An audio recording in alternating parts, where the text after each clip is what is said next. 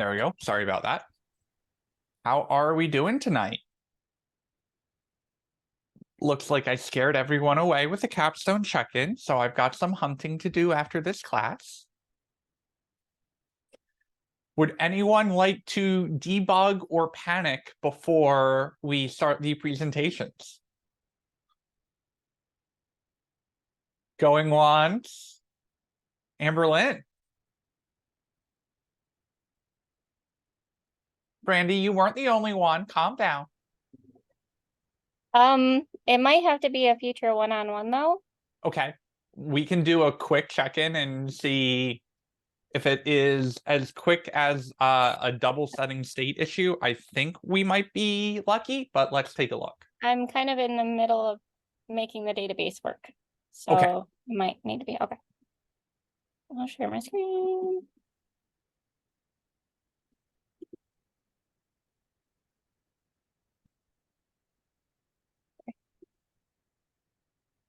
Okay.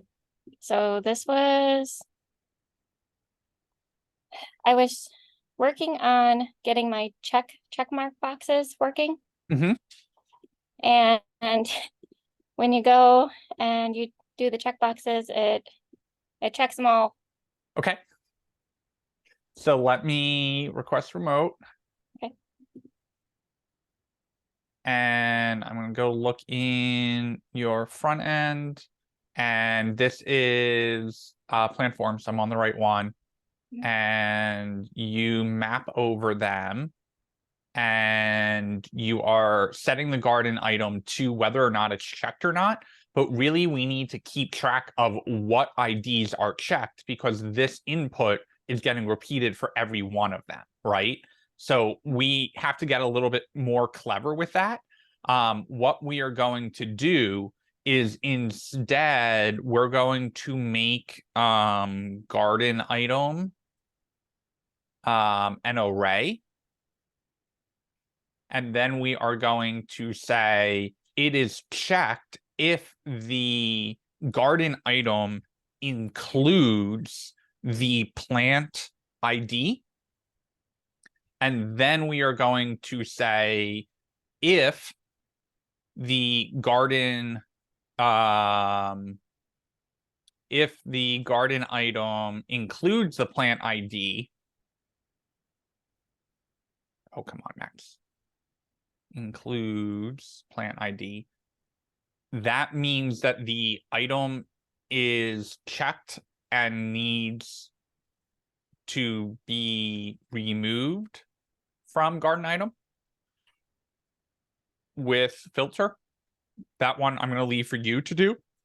Okay. What we are going to do is we are going to say if it doesn't include it, we need to add it. So set garden item to whatever the current garden items are, plus this plant's ID. And I deleted a curly that we needed. And I apparently also deleted this curly. Okay, so basically, instead of garden item keeping track of just checked or unchecked, instead it's going to keep track of the plant IDs. And if that on change happens and we don't already have it checked off, take whatever this plant ID is and store it into garden item. So now if we check one off, it only checks one, and then that. What the if is that you still have to do is how do I get this to uncheck? So you're going to use the filter here. Do you have an idea of where you would start with that, or do you want me to do that one for you too?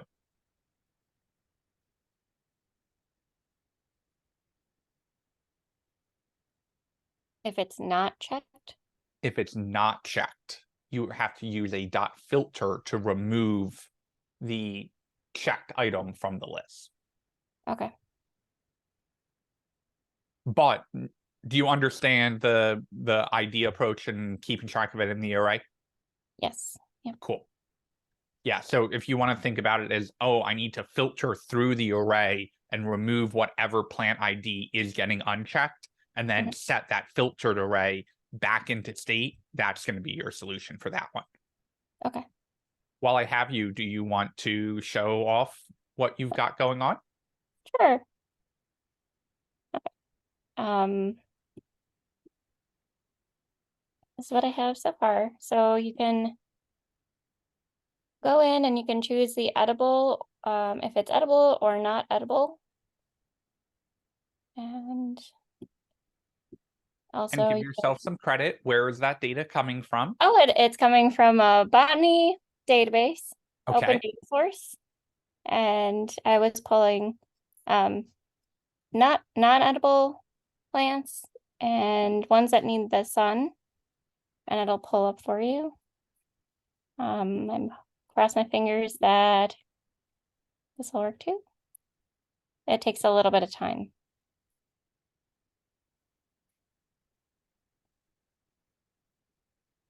Maybe there are no edible green Oh. plants that need the sun.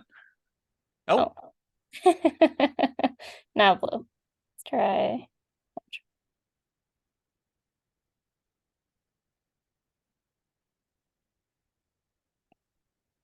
See, it's processing right there. There it is.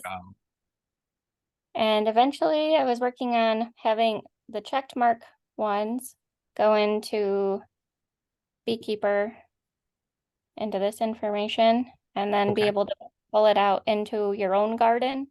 Okay. And then you can having input for you can put your own input for your own dates. Okay. And then this is a local farmers market page, and you can put in your zip code, and that's from the USDA agriculture database, and it brings up the local farmers markets that you can sell it Beautiful. within 100 miles radius. Nice.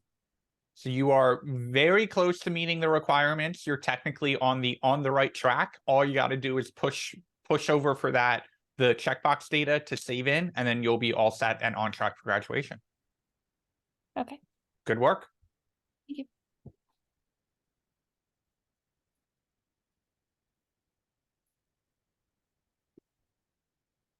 Any questions or any concerns? Me? Yes. Sorry. um,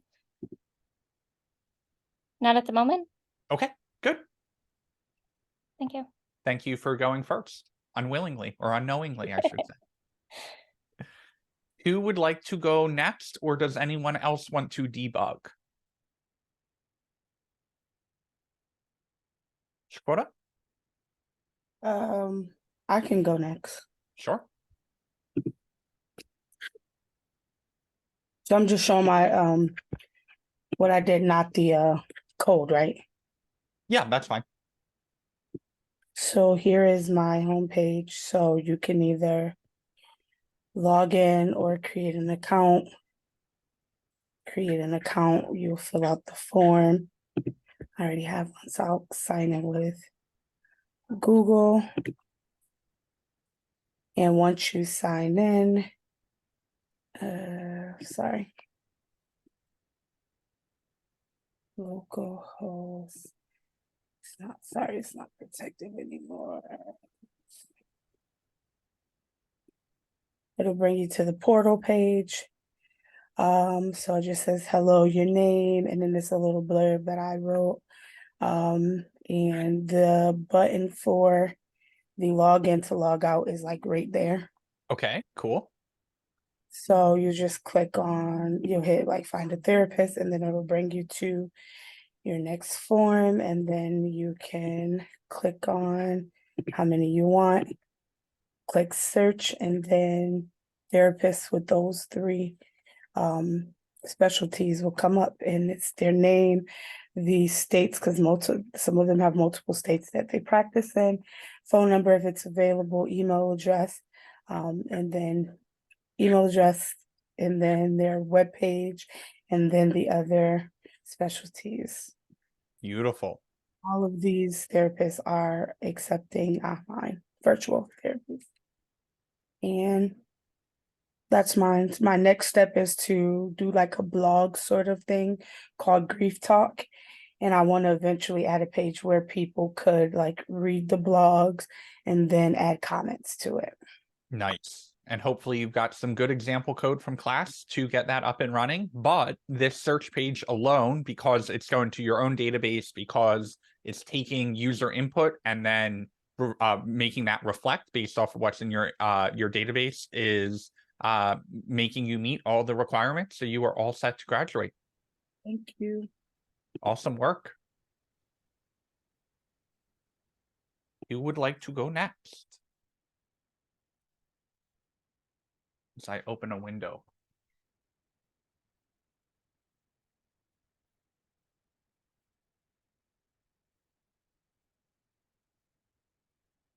Who wants to go next?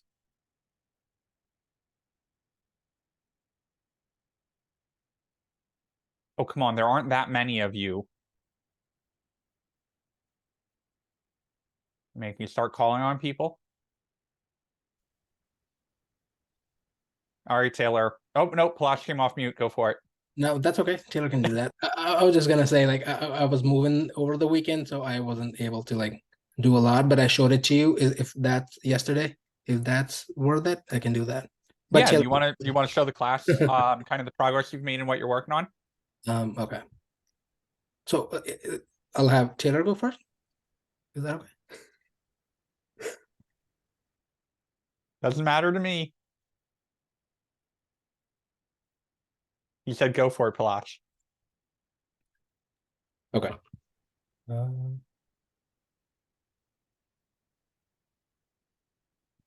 My other monitor is like the connector's broken, so it's gonna be a little wonky maybe. All right, so what I have done is this was set up way before, so people register here, enter their, make a profile, enter their details, end up here. Right now I am not pulling username from anywhere, so just to demonstrate, I have added this input. Let's say we add CIC as a username and we save it, and once it does, we'll be able to see it in Beekeeper's user database. So here we see CIC has entered, and integer primer key has auto incremented. Now we go select a genre to review movies. Let's see, loved Meg 2, Heart of Stone was okay, Spider-Man was awesome. And if I like rate a movie a couple of times, I made sure like only one rating, the most latest one, pulls up. So I submit ratings here, and that gets submitted to my backend database, which is movie ratings. So when I refresh it, I go down, Meg 2, we rated it 9, Heart of Stone was 6, and Spider-Man was awesome. So there it is. User ID is 33, which is the user ID of CIC, which we just entered. So that checks out. One more thing that I wanted to post the data in was this movie genres table. Every movie has an array of genres. So as soon as we click on that submit rating, these populate. This I haven't got it working yet since yesterday, but as you can see, user ID was 33 for CIC. That has pulled in, and movie IDs were 56, 57, and 58. So for movie ratings, they were 56, 57, and 58. They've all pulled in, so everything's checking out. My next step would be to pull in the, like you told me, like res send back the movie ID, and that I'll use that to pull in the genre IDs, which are being sent through the TMDB API. And once that's all set, we go to the next page. We'll go to the next page, and we're gonna match people. So Awesome. There we are. So as soon as you get the match working, you are on track. The match will be the last step that will get you on track for graduation. Feel free to schedule a one-on-one with me, and we can work through just like a very rough starting point for an algorithm. And then we can figure out how to go from there. Totally. I do have like a little like steps to take in my mind. Okay. I'll implement it like preliminarily, and then I'll totally book a one-on-one, and we can like refine it. How about that? Perfect. Sounds good. Thank you. Thank you. Good track. Good stuff. On track. Just a little bit more and you will be good to go. Thank you. Okay, Taylor, now you're actually up. Alrighty. So I'm admittedly a little bit behind on meeting the requirements for this, but I can only show you what I've gotten done. Go for it. I've got my login page made for the home screen now instead of the character sheet, so that you can create a username and password that'll save to create your own character database. And then your saved characters can go down here. We'll display the name, what class and species or race you chose, and what level you're currently at, and the green dot will indicate if it's an active campaign. On the character sheet, this is pretty much the same as it was before, but I have paths created to pull data from the character database that creates upon creation, so that when you load it, it pulls from the database after it saves the saved information to it. And then this is the page I've done the most work on, just trying to duplicate what Max helped me with.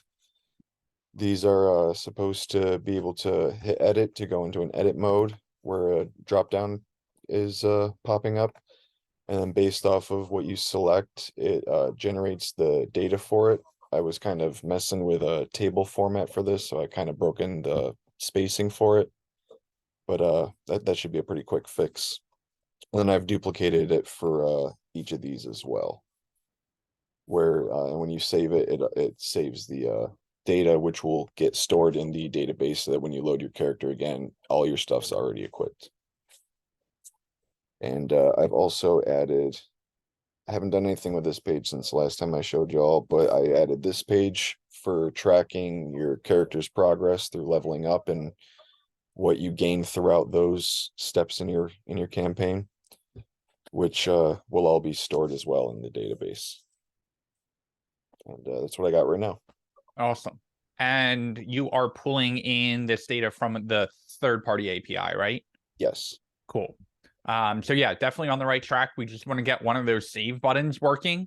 And then once you get over that hump, it will become much easier to go like, oh, this is all just tables and all just saving in and then just pulling that data in. So I would say before you get too far on everything else, make one little section of the site save. And once you fully get that operational, it's going to be much easier to implement it everywhere else in the site, if that makes sense. No, that makes sense. So I would say on track. You've got all the data coming in. You're clearly feeling pretty comfortable with React. Love that. We'll just do that final push to not only get the save to work, but then also to realize that once it saves in, we're going to have to change our loading of the data to include the data from the database, not only the data from the third-party API. Yep. So on the right track. If you need help getting that backend started, feel free to schedule a one-on-one with me. Yep. But you're close. Just get that save working, and then everything else I think is going to feel like magic and fall into place from there. That's what I'm expecting. Cool. Thank you. Awesome work.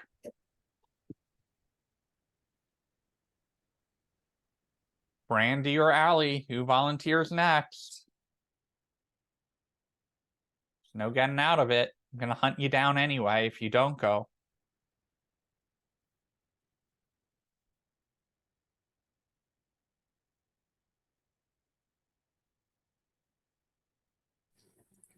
All right. Oh. Give me just like 2 seconds. I was gonna say I don't mind going. I just so Okay, yeah. share my screen. I'll go next. Okay, let me see. So as you all know, well, whoever was here yesterday, I don't know, I was working on everything and I was kind of satisfied with the way that things went. However, I did want to make it a little bit Like I wanted to change all that stuff I had going on in the back. So that's what I'm kind of working on here. And I also wanted to I don't know. I I had everything working and now I'm thinking about changing stuff. So in my database, I have like these, I changed it. I took out the book reports and then the books table that I had. And I'm also thinking about changing this. So what I would like it to do is I'm gonna create like a login option. So what that's gonna do is it'll log users first, and then it'll log the book report templates based on what user is submitting that. So then that's what I'm working on right now. However, this is my website, like my links and stuff are working. I have to get in just like the affiliated like PDF files that show the book reports that come from the school district, but this works. This is broken right now because I'm working on that in the back end. The graphic organizer is still up and it will submit into the database. However, I'm going to be changing the database. So yeah. That's a very common thing to happen of like, you think you know what you want your tables to look like, and then you start submitting the data, and then you're like, oh no, that's not what I want the tables to look like. So I would say make sure that you're narrowing in on not getting over your skis, because it sounds like there are a lot of little steps that you want to change, and that's fine, but break it down and be like, okay, login has to work before I can save any information about the book reports. Let me only focus on login. I'll do everything else after that.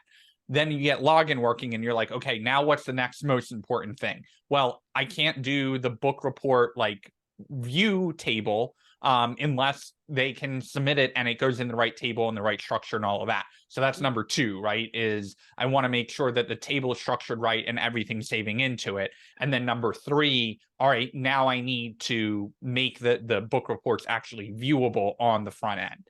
So you're on the right track and you've got pieces of everything working. So technically you're meeting requirements, but that's based off of yesterday and, you know, seeing everything flow from there. So you're right, straddling the line between meeting requirements and on track.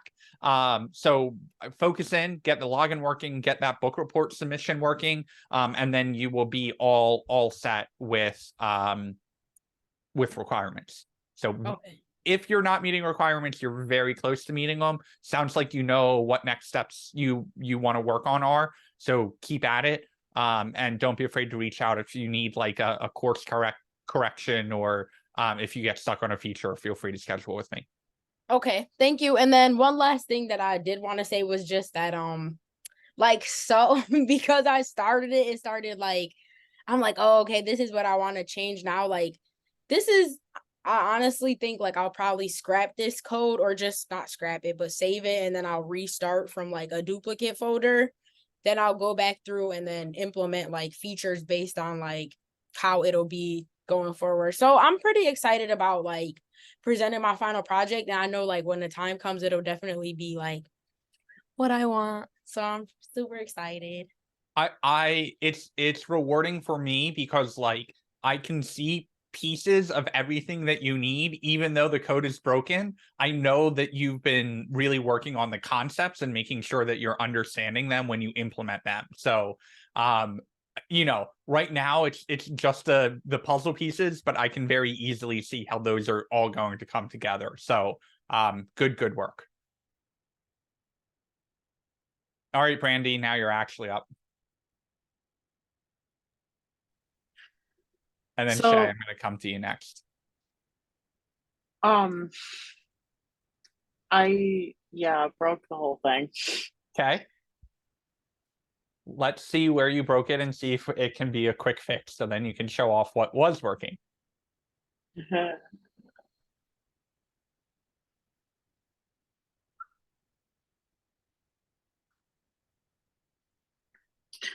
Um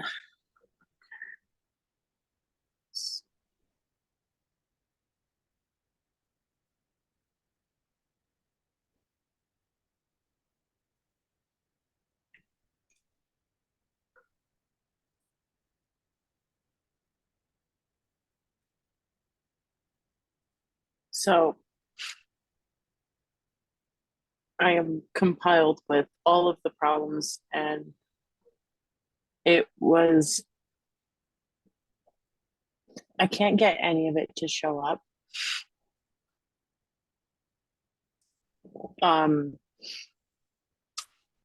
What I tried to do was add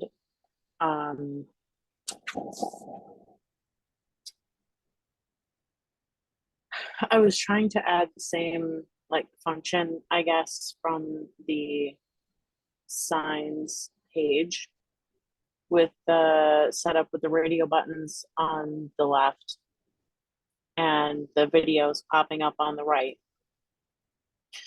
But I was trying to do that on the numbers page below the images that I had, because the images are like just digits, like 0 through 9. And then underneath that, I was going to have groups of like 10 to 20, 20 to 30. And I was going to use the same setup I had for the signs page, but underneath the images on the numbers page, if that makes sense. So let's focus on just getting it working again. However, that was the other thing I was going to say is I would also be okay with commenting or deleting whatever I need to get it back to not compiled with every problem that it can be. Okay, so At least. couple good things to note here. One, whenever we make a new file, we've got to make sure that it's in a component and then it can return things, right? So what you were missing on this was this component up at the top, and then you had the export down here, but it didn't know what to export because you were missing this const up here. So at that point, I had moved it to its own page because I at least wanted what I had written for code somewhere, and I was going to delete it out of this one, and then forgot to do that, and then got annoyed so and abandoned the project. Let's take this out. Okay.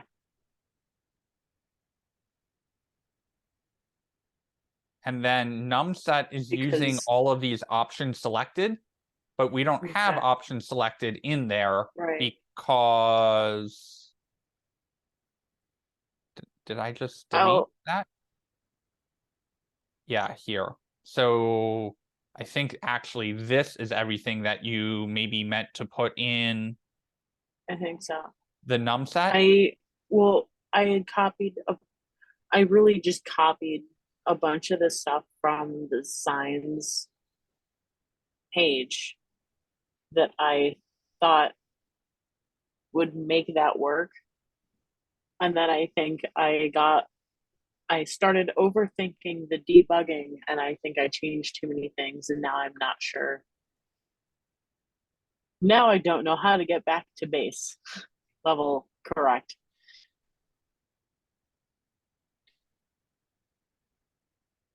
Okay.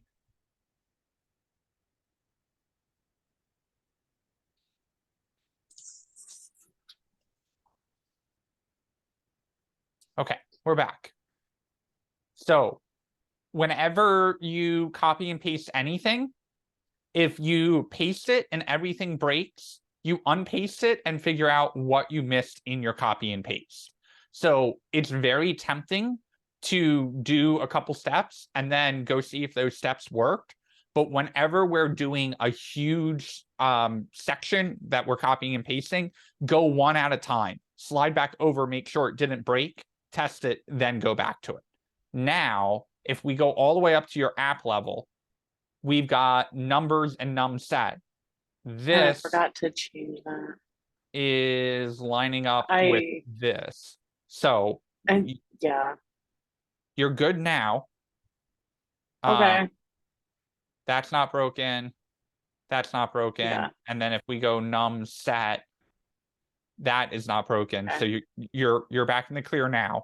Talk to us about your full stack. Where are you at with your database, your backend, that kind of stuff? I have my backend created and linked in. I just still need to figure out what or how or if I'm going to do the search function, and create a functional admin page for the other side of the make a request. Okay. So I can see the requests and do something with them. Okay. And then I can't remember if I've gotten this to work or not now. Okay. So I would say hold your feature for search, because setting up search is going to require loading all of the stuff that you have on these pages into the database, which you don't have in That's there what yet. I thought. Right. So Okay. focus in on getting this make a request to work and the admin page for that. Don't do any other signs, don't do any other pages, don't do anything else. Just focus on this form and one new page to make these form submissions show up on the admin side.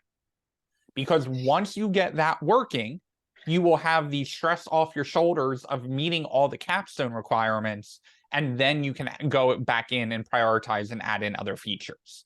But it's tempting to get all the other pages to work. Don't yet. Focus on the form, make the form submission show up on a new page, then go back in, prioritize the rest of them. So you're on track. You're in kind of the middle of the on track. We just really want to push through that back end, get that one back end thing working, and then we can get other things like the search and the page interaction and all of that stuff working next. Okay. On the right track though, right? You've got backend created, you're not in a bad spot, just that final push, and then you'll have all the stress off your shoulders and can prioritize whatever features you want to work on. Good work. Okay. Thank you for showing Cool. off. Thank you. Shay, would you like to show us what you've got?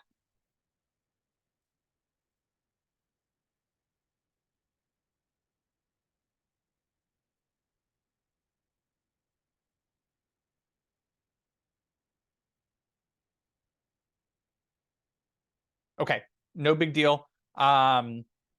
Schedule a one-on-one with me early next week, just so we can check in. Make sure that you're prioritizing something. Oh, perfect. Make sure you're prioritizing that back end, getting something to save, seeing it on the front end. That's gonna be what pushes you over the front end, over the graduation requirements.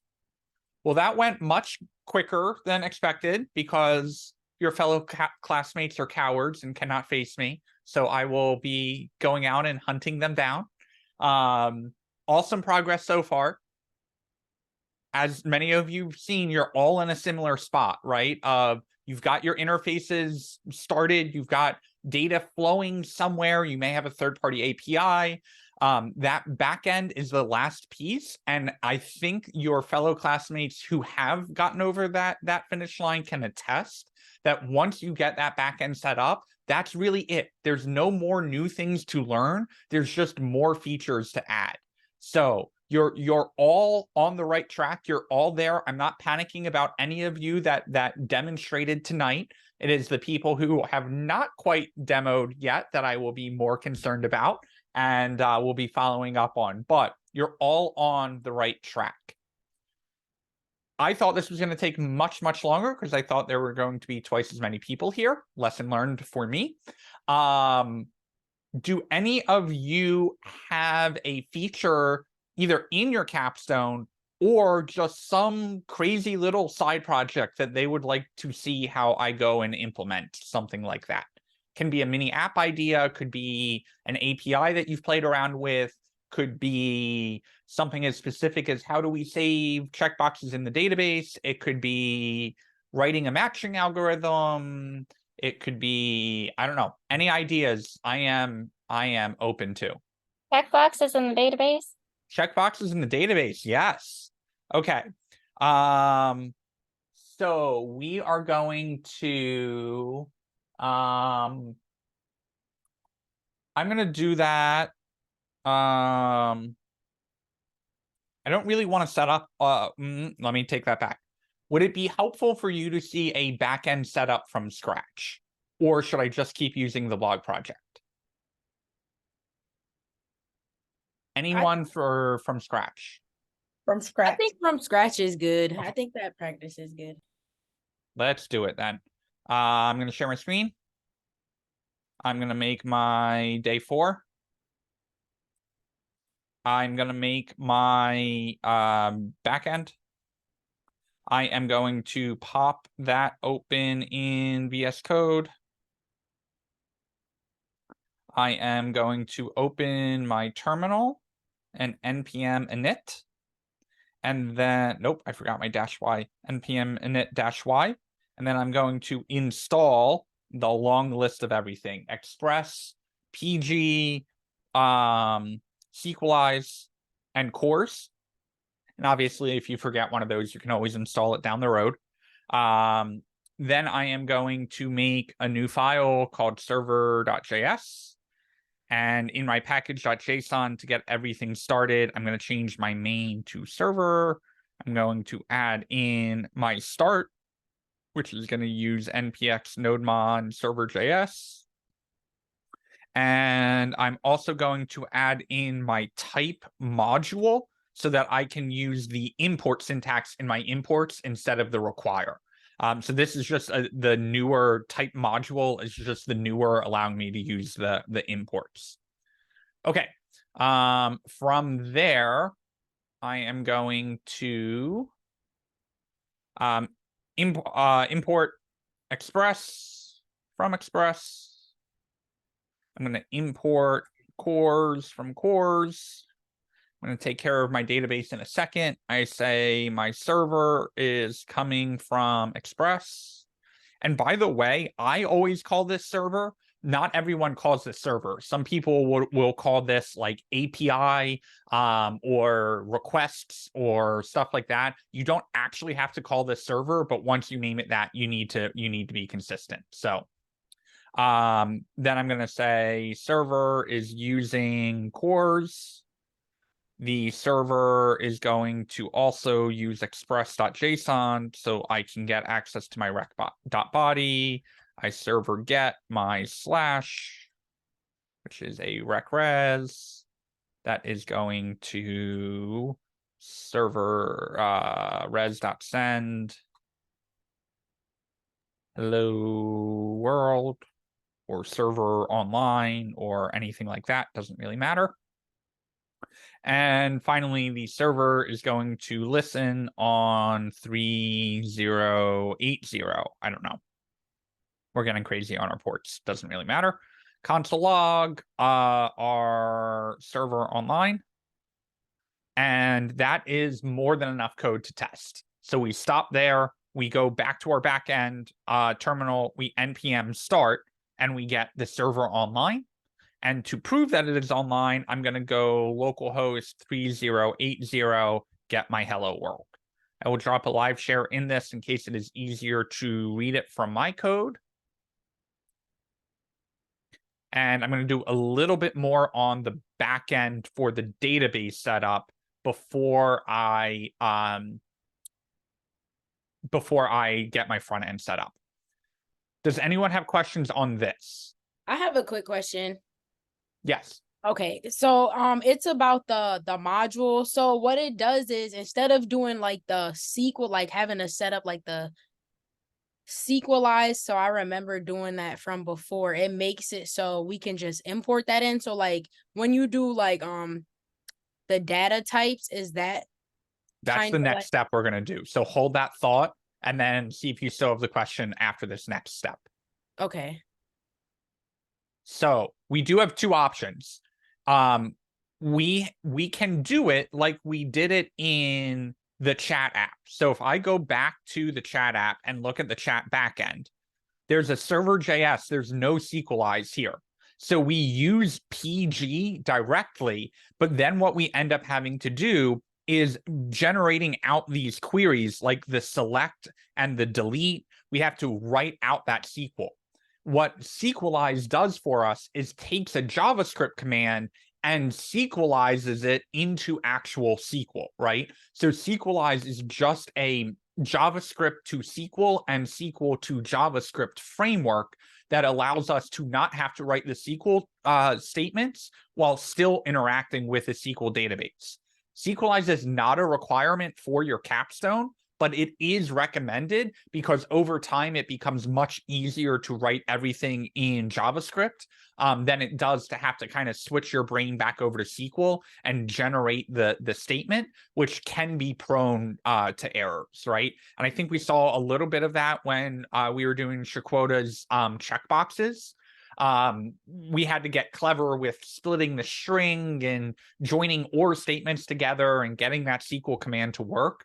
That becomes much easier with SQLize. So again, not a requirement.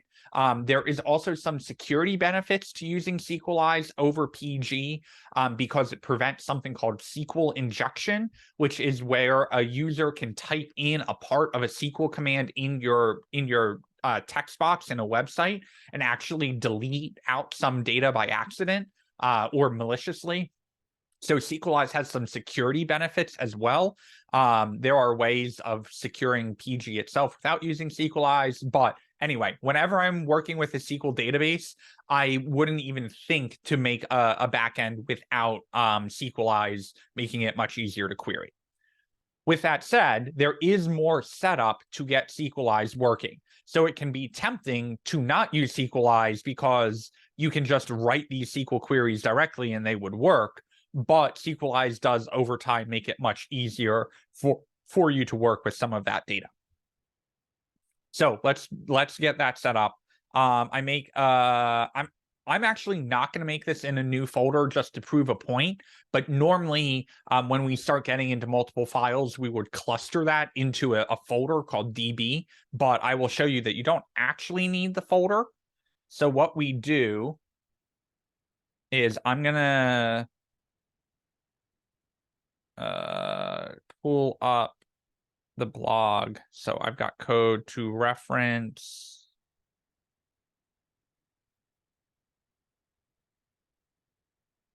And I will leave it here as proof of how we normally start a project from scratch. We normally start a project from scratch from finding another project that's using all of that code and then referencing that in our own. Okay, so we import SQLize from SQLize. That's pulling it in from the NPM module that we installed. We don't have any models yet because I like to get connected to the database before we make any models. Then we give it the connection string. Postgres is the database type. Hack upstate as the username on the database. Localhost because we're running it on my computer. 5432 is Postgres's port. And then the name of this, we need to go create the database before we can connect to it. So I go to Beekeeper. Doesn't matter which one I'm in. I'm just going to open a new tab so that I have a SQL command area. And all I need to do here is create database. Someone throw out a database idea. Log. Log? My save recipe. L-O-G? Yeah. No, sure, that would work too, right? Because it's a log technically. But I said blog. Oh, blog. Blog is already taken as a database name, and I don't really want to delete mine. Shoes. I like shoes. Shoes is a good one. Rain, I'm afraid of spelling recipe wrong in a gazillion different places. Otherwise, I would have taken your suggestion. Thank you for the acknowledgement. I've done recipe APIs before, and the number of times I've gone, shit, goddamn motherfucker, every time I miss an I in recipe is so annoying. Okay, we'll use shoes. So I'm gonna make my database shoes, and then I need to connect to it. But in order to connect to it, I need to await. And because I need to await, I need to put everything in an async. So I do this const connect to DB is async. And the reason why, I don't know if I explained this, we put this all in a try catch is because if the database can't authenticate, if there's an error there, it's going to throw the error as it's trying to authenticate then we catch the error and can handle it down here. Otherwise, sometimes errors happen, right? And you don't want the end user to know about it, but you still want to catch the error and handle it on your own. So this is why we use a try catch. We haven't seen it a ton in our JavaScript code, but it is very common to say like, hey, errors naturally happen. Because of that, I'm gonna run a try catch. Then I am going to await my db.authenticate. Console log my connected to database. And then, oh, I forgot my try. Apologies in advance if you can hear my dog. Amazon just got here to drop off a package. Console log the error. Console log the panic DB issue. And call connect to DB.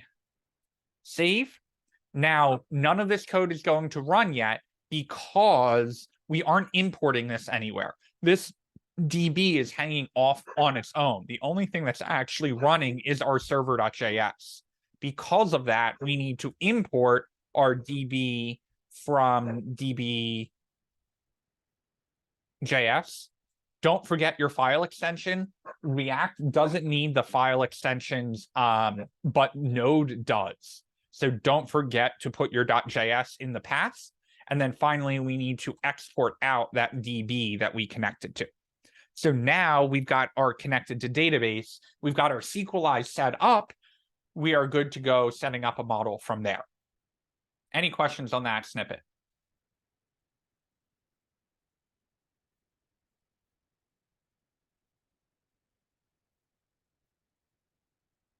Okay.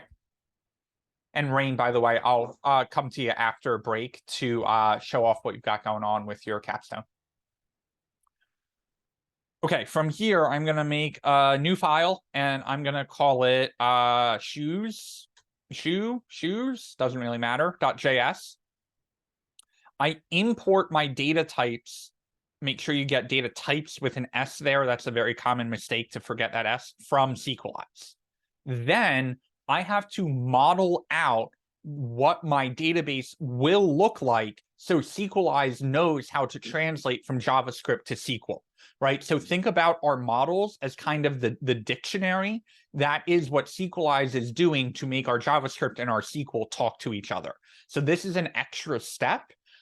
We don't need to do this when we're using PG directly, but getting all of this set up now means we don't have to write the create table syntax and go run that in Beekeeper, because SQLize is going to do that for us because we tell it to sync with the database.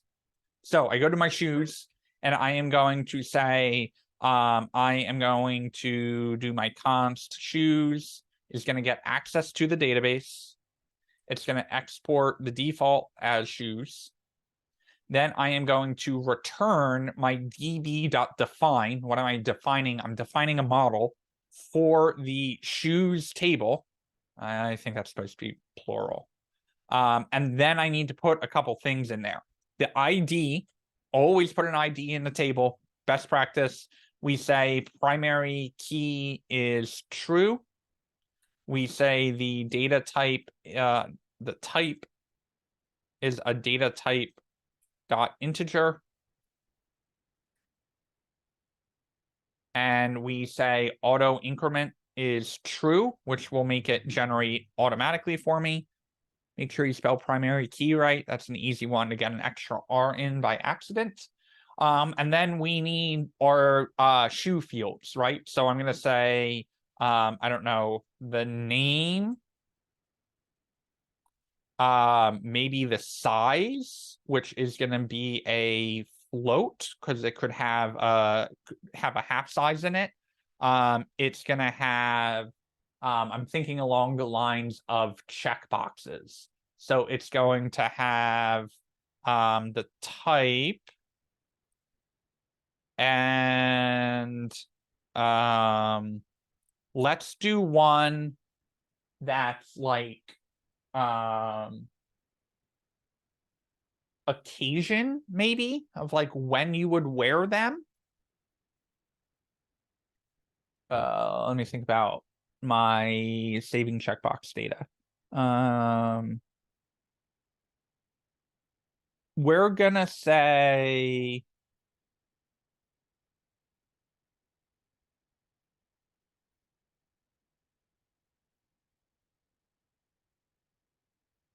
I'm gonna actually do this a little differently. I'm gonna do two models so that we get an example of a relational data. And technically, because there's a one-to-many relationship. Plush, I just saw your message. Whenever we have a one-to-many, we're not supposed to store all of it in one table. So it may be tempting to say, oh, I'm going to put occasions here, and I'm going to put it all in a data type .string. Well, then we've got to deal with commas in between it. We've got to do includes. That gets a little messy. We could make it occasion 1, occasion 2, occasion 3. But what happens if shoes have 4 occasions to be worn on? Well, now we have to add all of these columns to keep track of that. So this is when we call a one-to-many relationship. One shoe could have many occasions that you would wear it. So we're going to break that down into an occasions table, which is going to relate to the shoe table. Does that make sense? We're going to see it play out in a second. So I'm going to take this out for now. I am also going to go make my occasions table. And that's gonna, I'm just gonna cheat on this one. Occasions.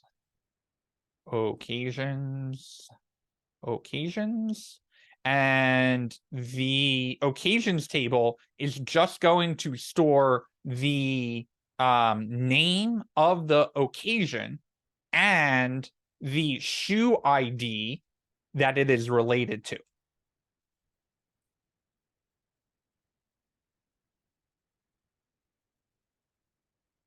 Now we got to pull all of this in. So I go to my db.js, I import my shoes model from my shoes file. Don't forget your .js. I import my occasions model from my occasions.js.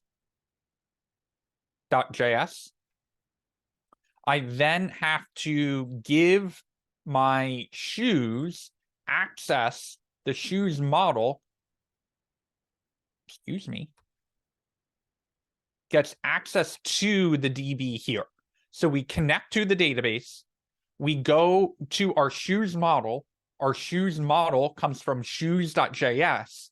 So keep in mind that this DB, which is coming from right here, is actually getting sent in to my shoes file lining up with this DB. Then the DB gets the definition of what the shoes should look like, and it returns it. Where does it return it to? It returns it to the shoes right here so that we can export our shoes down here so that we can use them in our server over here. We also do that with our occasions. Is going to equal my occasions model that gets access to the database. And then I'm going to say my shoes has many occasions. And it is linked to the foreign key of shoe ID. In other words, whatever gets stored in this shoe ID is tied to whatever ID of the shoe is over here.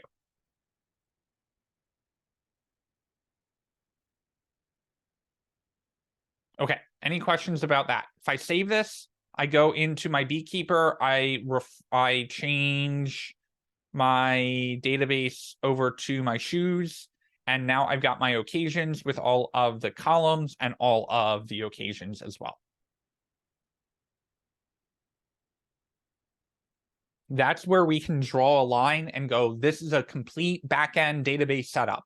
We don't have any endpoints. We don't have any front end, but we have started with getting our shoes in place.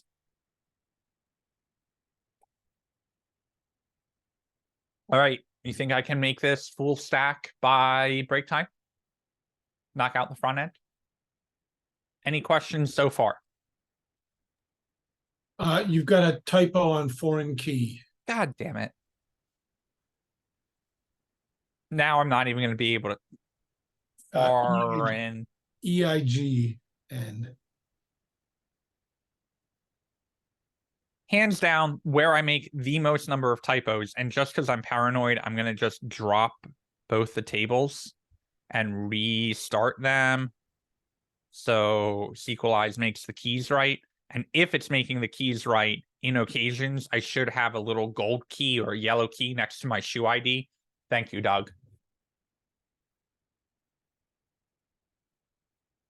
We understand steps? We good? Okay. I now need to, I am done with my reference code. I need to make a new React app.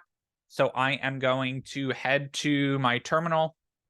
I'm going to go to my desktop, to my CIC, my C5, my code, to my week 20 and my day 4 folder.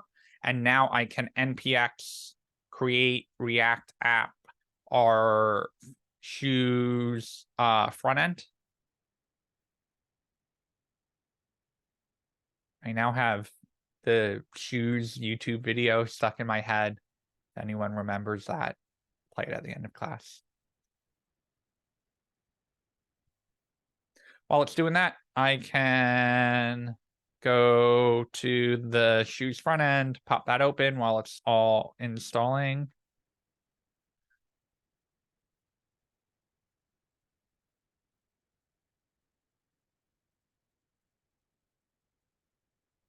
Taylor, same. And if you haven't gone to his channel, he posted like a 15-year anniversary video. Really, really funny if you haven't seen it.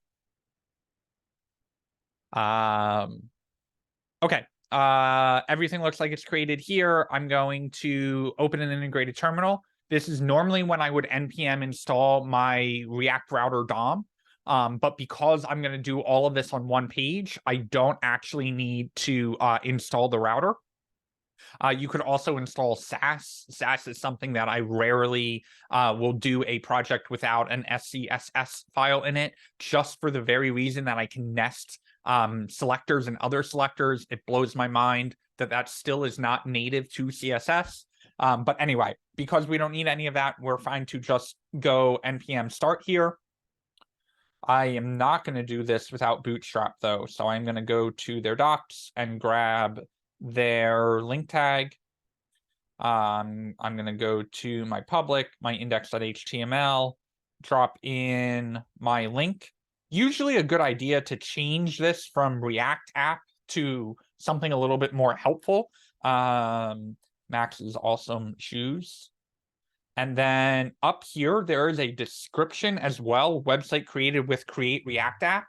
If you ever share your link with someone in Slack, it will actually show that description right underneath it. So as an example, in the Slack channel, there is an app that I made over the weekend, oddeven.app.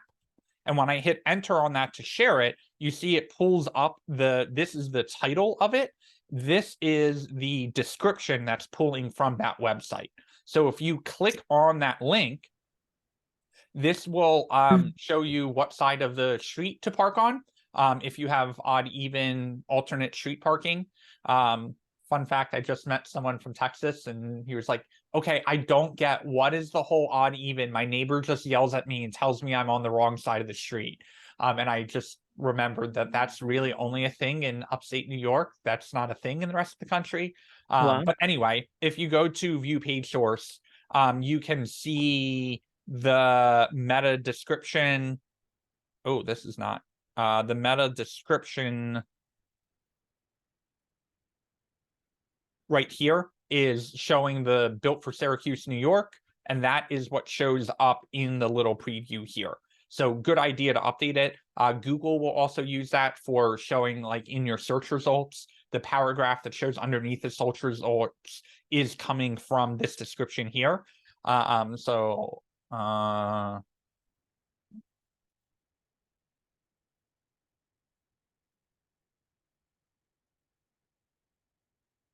Okay.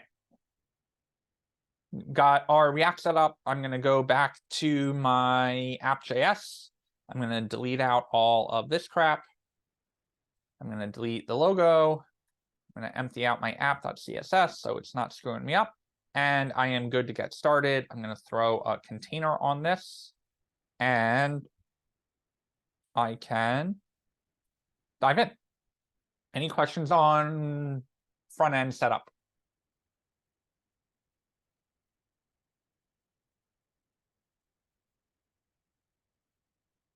Okay, so two things I want to accomplish. I want to be able to add a shoe and I want to be able to see my shoes. So we need to get those to show up. So I am going to say, I'm going to make a new form. And you know what? Good idea to split these up into separate files to keep everything a little bit cleaner. So that's what we're going to do. I'm going to make a new file called my form and another one for my table that the shoes are going to show up in. And then in my app.js, I am going to go use my form,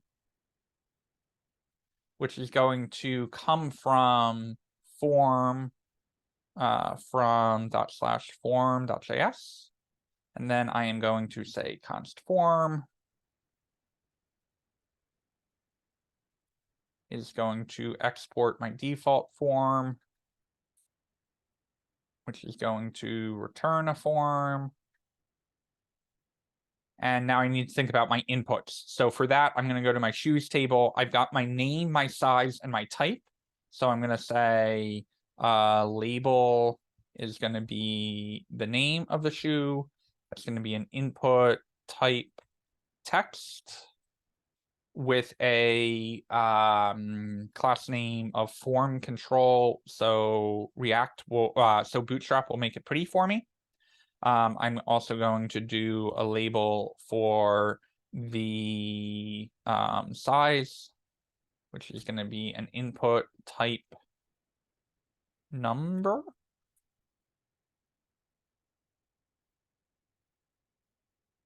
And we could get fancy here and say, like, oh, I'm going to default it to the number 10. And that way, when I see it on the page, I can use it right here. I'm not going to use name plush. I'm going to use state instead so I can clear it once it gets submitted. I'll come back to that in a second. And then we also said type. And maybe we'll do this one as a select dropdown so we can see different form value options. So we're going to say, I don't know, boot, sneaker, sandal. I feel like that's a decent starting point. We put in an empty option so that when the page first loads, it doesn't start with a drop-down value. And then we also need our form control on this, which is going to give me my drop-down, and I am good to go. And then finally, we've got to think through the occasion. So I want the user to be able to enter as many occasions as they would like. So to make that work, I'm going to actually put a button in here that says add occasion. And on click of that button, we are going to add an occasion. Now I'm going to need state to keep track of all of this data. I'm going to say, hey, I'm going to keep track of my name and my set name. I'm going to keep track of my size and my set size.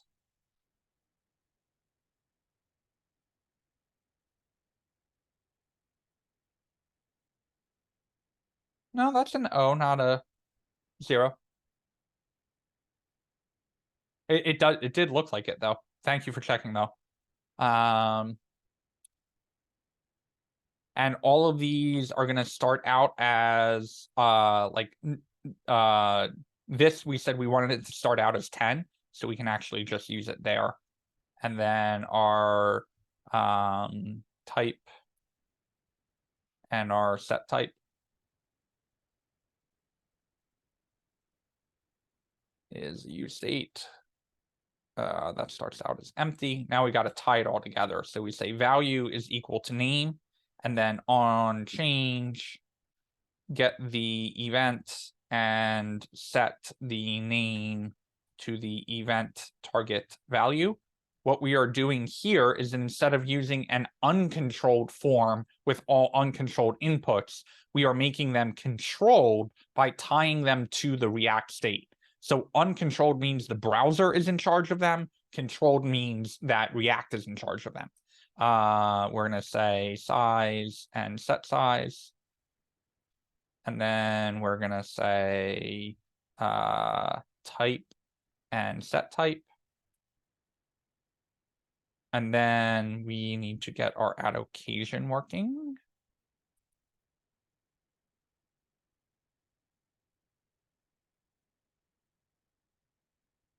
And we're going to say const occasions and set occasion is a use state that's going to start as an empty array. Okay, I save that. I come back over here. I've got everything showing up. So this is looking pretty good. That button is absolutely hideous.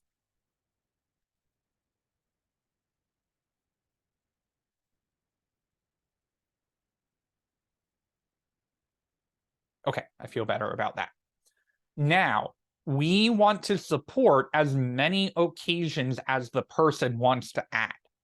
In order to make that work, what I'm going to do is say every time they hit the add occasion button, I am going to set the occasions to an array with whatever the current occasions are, plus a new empty occasion. Now, to make that work, we are going to say, we are going to go over our occasions and map over them. And every time that there is an occasion, occasions,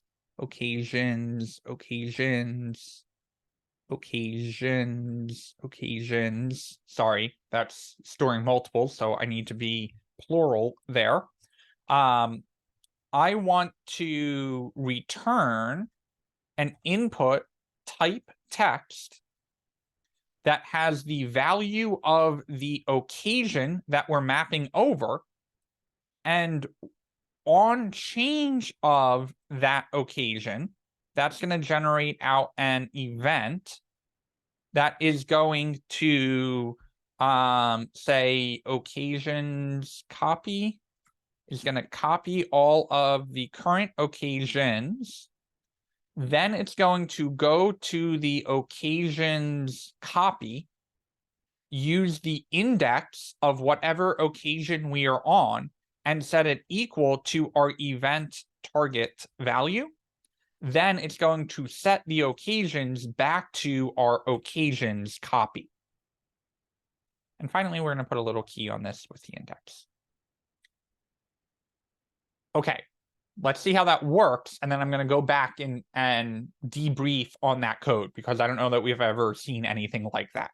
So I come over here, I can type in my name, I can type in a size, I can select a type, and please God, please work. When I hit add occasion, all hell breaks loose.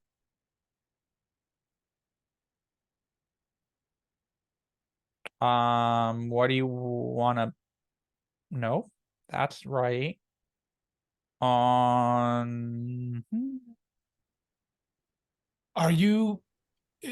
You're oh, prevent default. Good call. Sorry, Doug. Yep. 90% sure this will fix it. Aha, good work. Thank you, Plash. What was happening was, even though I didn't put a type submit on this button, it just magically added one for me. So it thought that when I was clicking this button that it should be submitting the form, and that was causing the page to refresh. And then we can just clean this up by throwing a class name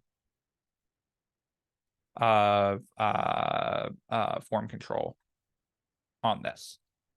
And so now we can add as many occasions as we want, and we should probably put a label in here that says occasions. Okay. Let's break down what's happening here. This should be pretty straightforward, right? Our name, our size, our type, we're storing that in state. We're tying it to the value and the on change here. But we wanted to support as many occasions as the user would like to add.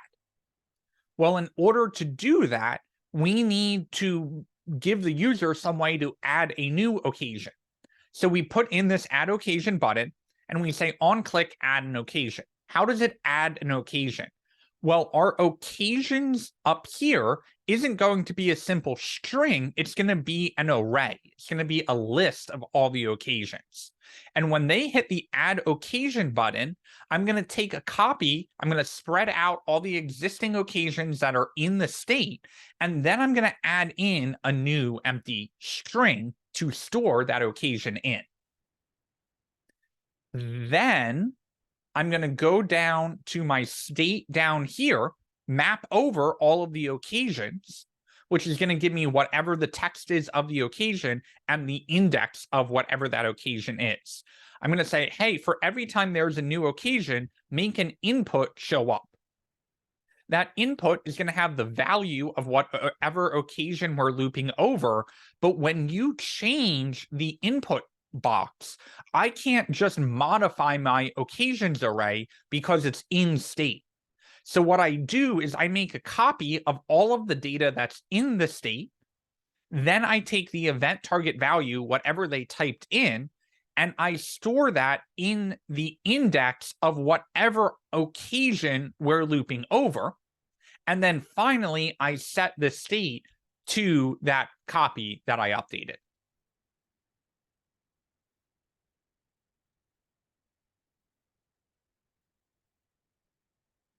Kind of would be surprised if you didn't have questions on that.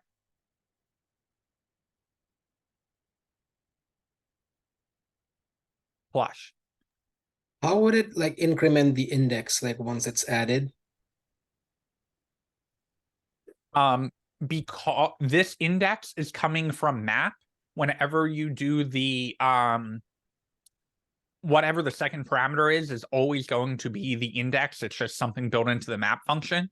And then because we are adding a new item to the array up here, this is essentially pushing an item at the end. It's automatically adding one to the index. Understood. And this line number 10 is like the syntax for when you want to set push array into the state. Yeah, so we're not allowed to do occasions.push here because we're mutating the state directly. We're never allowed to change the state. We're only supposed to change the state through the set. And so to kind of get around not being allowed to do this, what we do is we say, okay, we'll make a brand new array, take everything that's already in the array and spread it out into the new array, and then add the new item on to the end of that new array.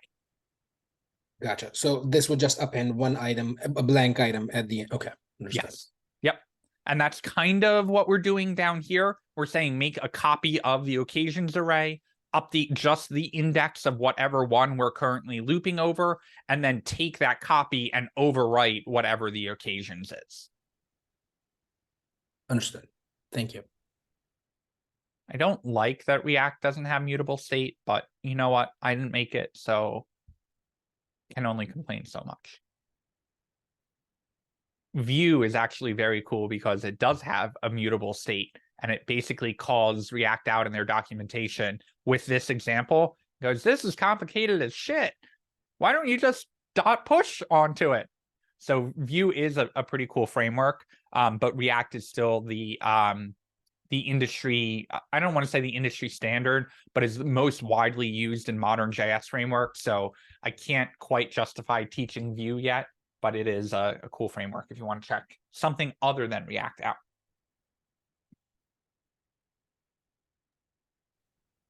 Max? Yep. While setting up my backend, I was doing a little research and I noticed that like some coders, when they do install, they just put an I. How do you feel about that? Where? Like when you install like the Cores Express on the Oh, backend. the I is totally fine to use. It's just a shortcut Okay. for the word install. Mhm. What other? Oh, there's a technically you're supposed to npm run start, but you can just npm start. You don't need the word run in front of it. They're quite literally aliased to the same function in npm. So it's totally fine to use the shortcut for that. Okay, thanks. I don't use it in class because I think it's more clear as to what it's doing. But when I'm actually installing packages in the real world, I'll use I all the time. Got you. Thank you. Yeah, good question. Okay, let's get this saving in our database. So I am going to say on submit, I'm going to move my const form submission up here. I'm gonna take my prevent default, throw that up there. I'm gonna say on submit, go run my form submission. And then I Sure that need you to install all of these because it's very important. You might run into issues. I am going to add a button. Class name BTN and BTN primary. And type is submit, and hopefully this will work. And I'm gonna say save shoot. Okay. Let's throw a couple line breaks in here.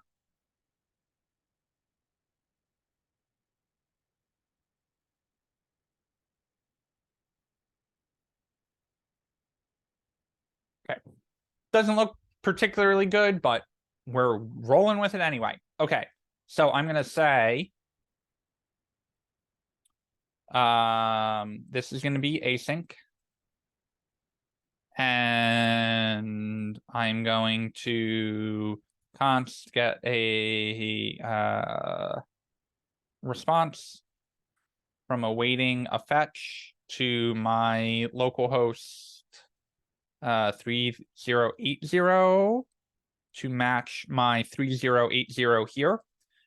In general, good idea to do that API URL.js file. You know what? I'm just going to do it anyway.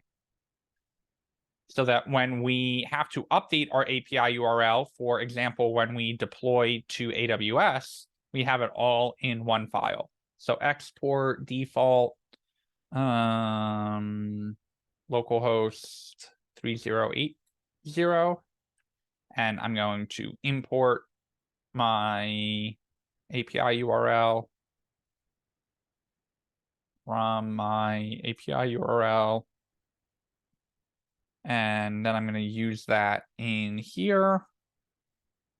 And I am going to do to my shoes, I'm going to do a method of post, my headers as content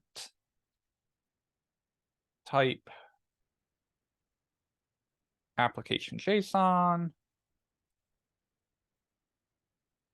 and my body is going to be a stringification of my name, my size, my type, and my occasions. All of these are pulling in, excuse me, size. I don't know where that came from. I am all of this is coming right from my state up here. So there's a little bit of a object shorthand here. We don't have to say name is the same as name. We don't have to say size is the same as size. If you're pulling all of that from variables that already exist, you can just omit the colon and it will just pull in those values and drop them in those keys for you, which is a nice little shorthand. Okay, we send all of that in. I've got 4 minutes. I can get it in the database. I come over here. I say server.post to my shoes. I get my async rec res. I go to, and I need to split up some of this data. So first I'm going to res.send something back. Then I'm going to say, hey, my new shoe is equal to, and I need to pull in my shoe and my occasions from the database file. And it would help if I could spell occasions right. Oh, no. Okay. Did I spell it wrong in the... Oh, come on. Oh, I just didn't export it. Occasions. Occasions. Just Why a do I have heads up, Max, you spelled it on the front end with the 2 C's and 1 S. Oh, damn it. I'm going to show you that it doesn't matter. As long as you are consistent in your front end and your back end, spelling misspellings can be your friend, just to prove a point. But that is a very common thing and a very painful thing to go back and fix. It's wrong in someone else's code, and you're like, oh, I'm just going to spell this right in one place, and then you realize all the other places you need to go back and fix it. Anyway, I've got that in there. I am going to say my new shoe is going to equal my await shoes.create, which is going to have a name from the rec.body.name, the type from the rec.body.type, and the size from the rec.body.size. Then, once it has created the shoes, I'm also going to loop over each occasion from my rec.body.occasions, and I'm certainly going to make sure I have it spelled right here and here. Rec.body, sorry, of. Now that I'm looping over each one of the occasions, which is, remember, an array of strings, I am going to do my occasions.create, and I need to give it 2 pieces of information. One is the name of the occasion, and the other is the shoe ID, which is coming from our new shoe.dataValues.id. Now, whatever shoe I create, I'm going to go to my new shoe. I'm going to go to the data values that are coming back from that new shoe, and I'm going to get that ID out. I'm going to loop over and create an occasion for each time they've added a new occasion. And then I'm going to have my shoe also created in the database. If all of this works, I can add in my sandals of rip curl and a size of 11, and I can wear them to the beach, and I can wear them. Oh no. No. Not good. Every time I hit add occasion, it's running my insert in the database. We've got some things to fix after the break. Go on break, be back at 7:25. And Rain will start the break, or start right after the break with what you got going on your capstone, and then we'll finish this up afterwards. Do you need a coffee break, or do you have a little time for a breakout room right quick? No, we can do it now. Let me just pause it. Rain, are you with us? Oh, hello, everyone. Hello. Would you like to do your capstone check-in? Sure. Hold on a second. I shared everything up. Let me get down that wrong back end. Just 1 second. Yep. Okay. And Tara, if you want to show us after Rain, you are more than welcome to. I'm gonna schedule my one-on-one. Thank you. Thank you. I'm just gonna jump off the bridge, see if I bungee cord back up. All right. Can you see my screen? Yep, you're good. All right. I just want to make sure I got everything up because I just was doing a lot of stuff, everyone. Okay, my back end.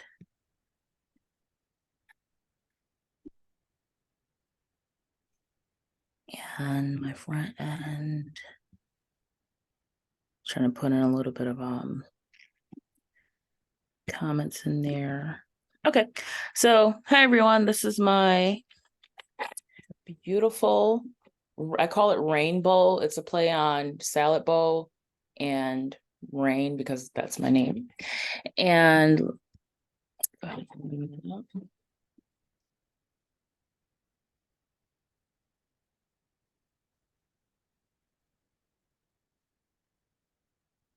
You want start, right? or, Yeah.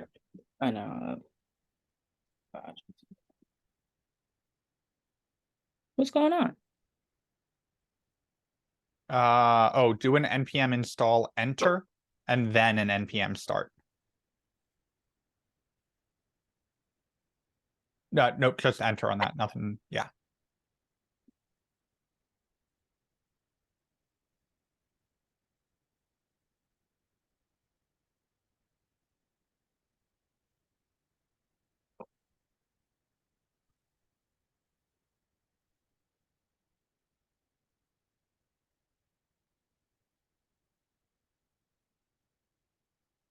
Oh, now you've got some errors in line 18 of your app.js.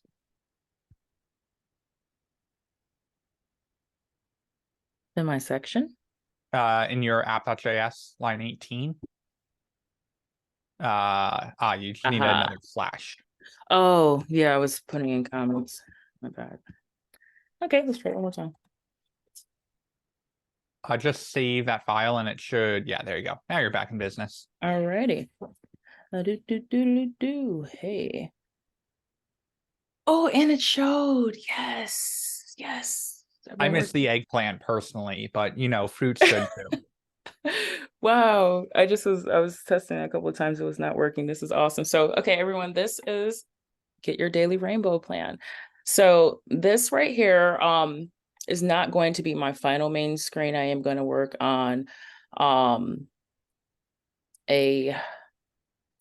what I learned, a hero. Yep, I'm working on that and a logo. But basically, you could come here, and if you are on some type of diet plan, whether you want to gain weight, lose weight, this right here will help you allocate different recipes from an API that I fetched from Spoonacular. By registering, I got a token, which was part of the URL. And let's go ahead, let's try it out. So let's say, for instance, you're on a 1,500 calorie plan. You'll click here and it will pop up different, let me get this out the way, different meals that coincide with the calories that you want to intake for that day. Every time you click on here, it fetches more data from the server and give you different meals. So let's go ahead and click on Southern Tuna Salad.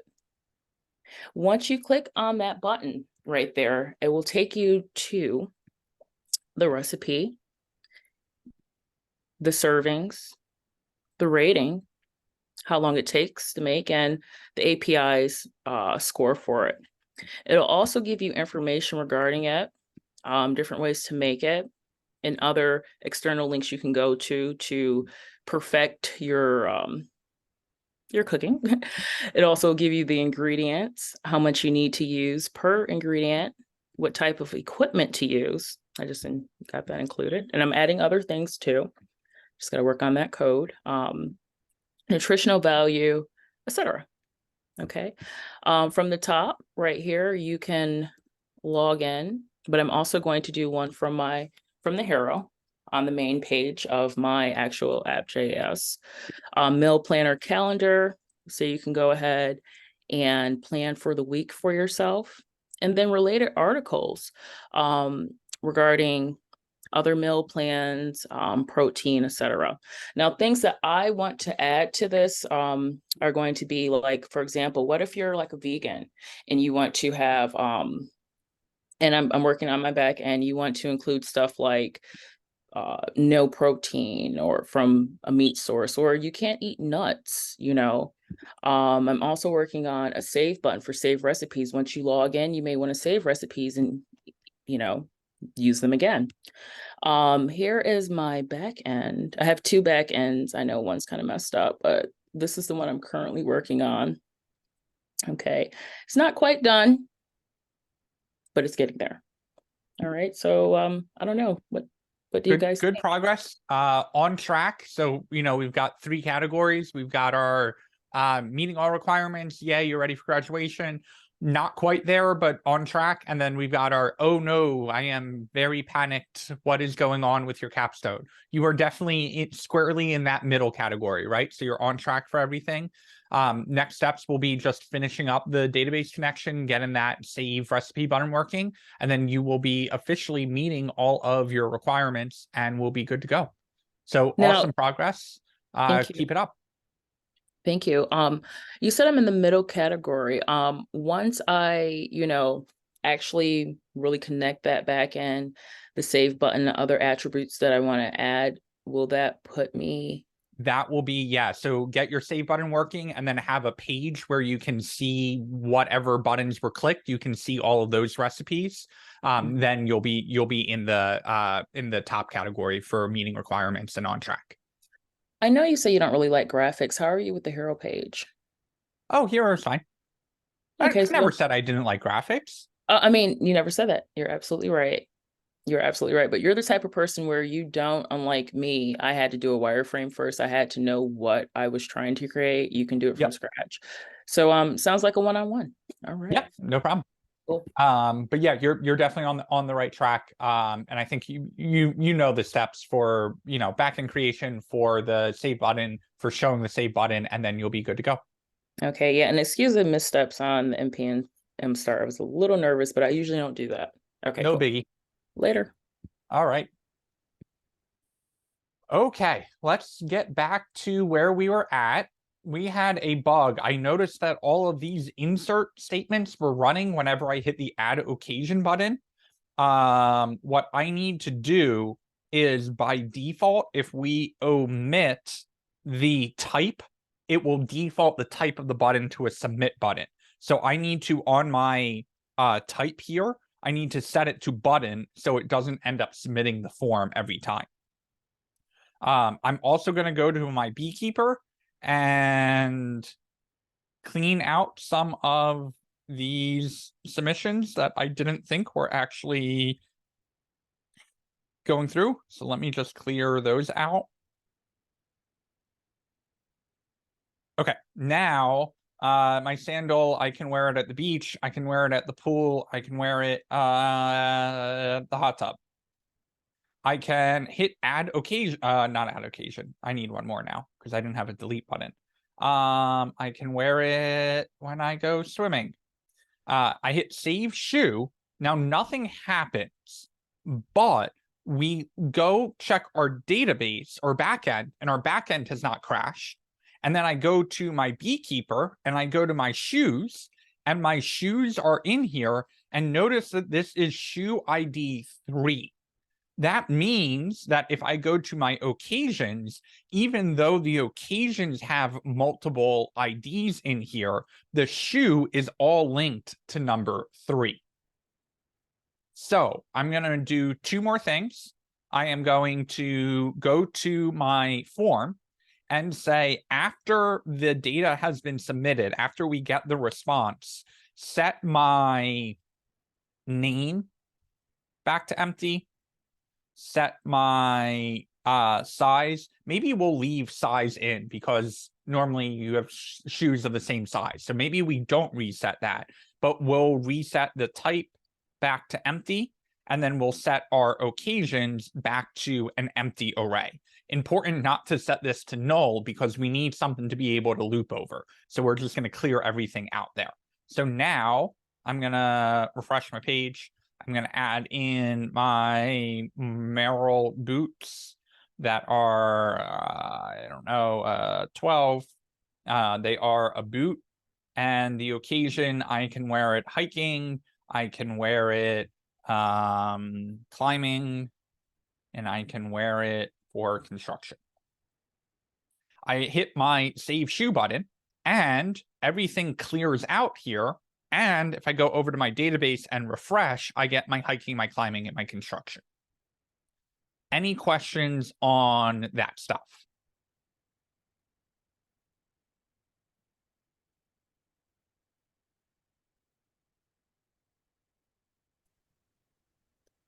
Can you add like a little message as soon as you save it?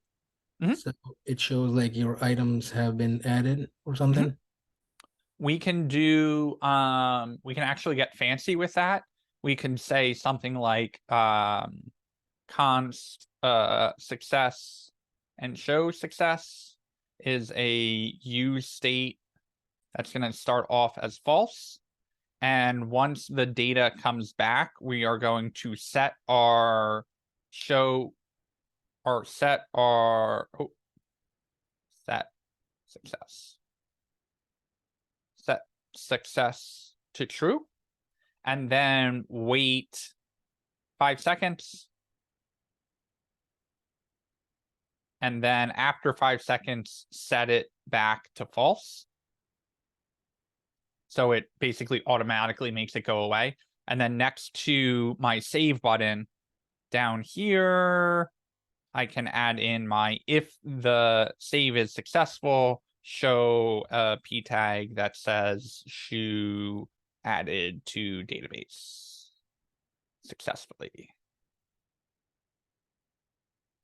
That means that when I come over here and I add in my slippers as well, I guess I'll add in my sneakers for working out, and I hit add shoe, I get my shoe added to the database successfully, and 5 seconds later, it goes away.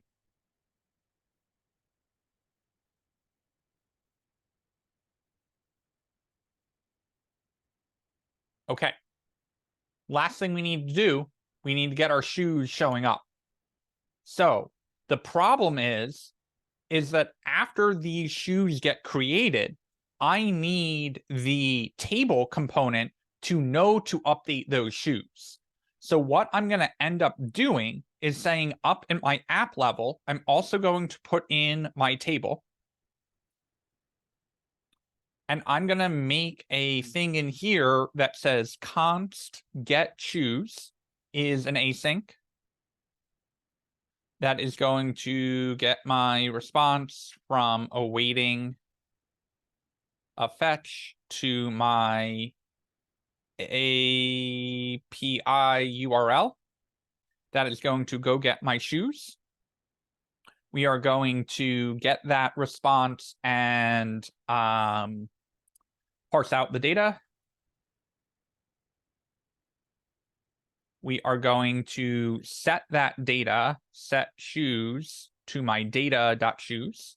In order to set the shoes, I need to have my shoes and my set shoes in state. I am going to say, hey, when the component loads, and I put in my empty array here to make sure it's only when my component loads, then get my shoes.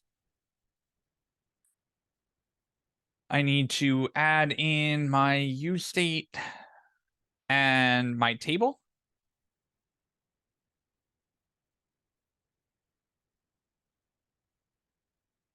I'm going to go to my table.js and define that.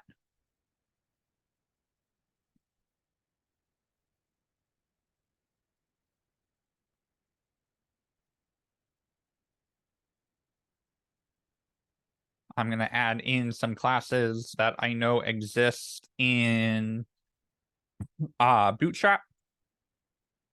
And if you're like, how do you know where all of this is coming from in Bootstrap? If you head over to the Bootstrap documentation, do a search for table, you'll see everything in here is what I'm using, including those classes, and then some things like striped rows, which I think is a nice little effect. So throwing that in there as well. And then we say our table head is going to have a table row, which is going to have a table header column as our shoe name and the type and the size and the occasions. Then we are going to throw in our table body, which is going to map over the shoes, which is going to get me each individual shoe. For each shoe, I would like a table row to show up. The table row is going to have a key of the shoe.id. And we're going to do a TD, a table data for the name, which is going to come from the shoe.name. This is all lining up with the data in my database columns. Shoe.type. Why can I not type shoe without typing show? TD for my shoe dot size. And then the occasions we're going to have to deal with in a second. You're going to see how we do that in a minute. So I save all of that out. It says shoes is not defined. Well, where is my shoes defined? It's defined up here. So I need a React prop to pass in my shoes to the table. Then I get that in my props up here. The problem is that when I make a new shoe in my form.js, I want the form to tell the app to go get the shoes, which is going to set the shoes into state, which is going to give that data to the table. In order to make that work, the form is going to get the prop of my get shoes. My get shoes is going to come in as the prop on the form. And then after we submit the form and clear everything out, I am also going to get my shoes so it has the latest data. Now, the last thing we need to do is we're doing our post, and that post is here, and that's all fine. But in my app.js, I also added in a get, right? Because if we don't specify a method, it defaults to a get. So I also need to say server.get my shoes, which is an async req-reser, which is going to res.send my shoes by awaiting my shoes.find all. Save all of that. Go back over to my front end. I look, I refresh, and just like that, I've got my shoes showing. The only thing that is missing is my occasions. Spelled wrong again, whatever. We need to make the occasion show up. Well, if I come over on my table and console log out my shoe and take a look in my console, we can see it only has the name, size, and type in it. It doesn't have all of the occasions that we wear it. Well, occasions is hanging out in this other table. But because we told the database that shoes has many occasions, what we can do is in our server say, don't only find all the shoes, include the occasions that shoe is being worn. Now, when I go back to my front end, I can pop open my occasions and see that I've got my occasions accessible here. Because of that, I can go back to my front end and say, hey, throw in a TD that is going to go to the shoe.occasions, But I can't just throw this in here because I probably didn't spell occasions consistently. If I throw that in there, we get an error that says objects are not a valid React child. Okay, well, what does that mean? I threw occasions in. Occasions is an array. And on top of that, it's an array of objects. What do I really care about in this? I care about just the name. So what I'm going to do is say occasions.map, which gets me the occasion object, which is going to return the occasion object's name. Now I get my occasions showing up, but they're showing up with all next to each other. So what I can do to fix that is say return the object name plus a space at the end of it, and now it shows the list. And if we hide all of this, we can come up here and add in our I don't know what other types did we have. We said boot is LL bean. It's a size, I don't know, 10.5, and it's also used for hiking and construction. And I hit my save shoe, and just like that, it adds it to the table.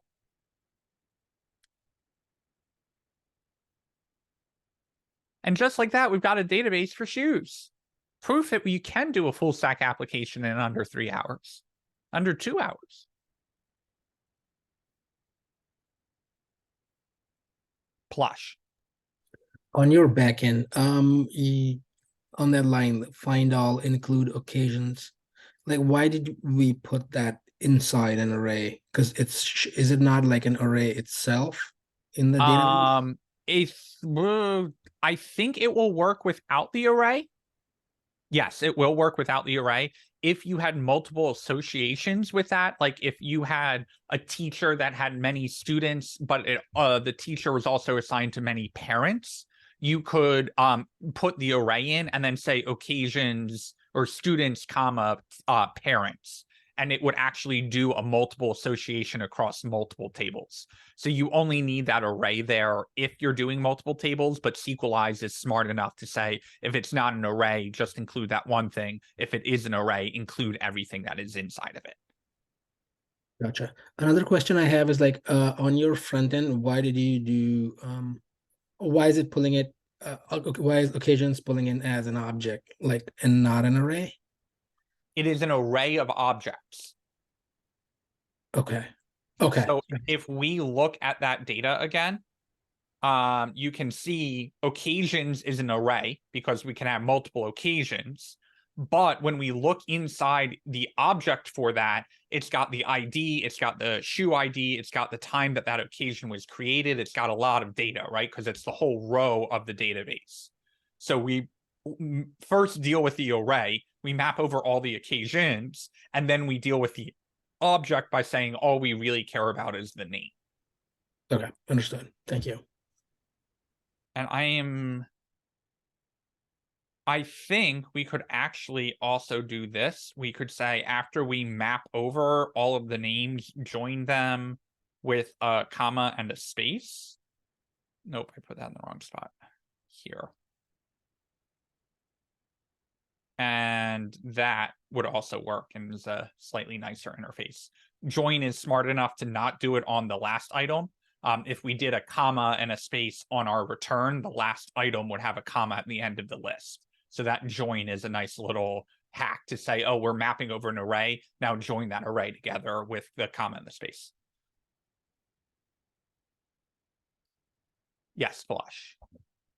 Can you like go over like one more time? Like, at what point does occasions table pulls the data? Like at what point does it like filter through the shoe ID values and pulls the right occasion for the right shoe name? That's from this include. Okay.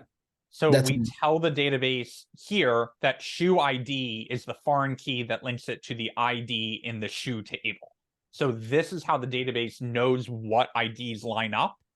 Then the include is what is saying, oh, because I know how that key relationship is set up, I'm going to include not only all of the data about the shoe, I'm also going to drop in this occasions in here to include all of that data as well. And so if we look at the query that it's generating, we can actually, first of all, turn on word wrap so that we can see it. And then we break it down a little bit. Here are the select of all of the shoe columns. Here is the select of all of the occasions. Then we do our from shoes, and we left outer join on the shoes ID to the occasion shoe ID. So this is the SQL query that SQLize is actually generating for us to pull that data back out. Got it. Thank you. Relational data is not a requirement for your capstone. However, relational data, anytime we've got a one-to-many relationship, anytime we can have one thing that can be related to many other things in a different table, one-to-many relationships, very, very common. You can cheat and get away with this and say, I'm going to only support 5 occasions. And then after they've added 5 occasions, the add occasion button stops working, right? Or it gets hidden automatically. You could do that, but with this setup, you can theoretically support an unlimited number of occasions for each shoe.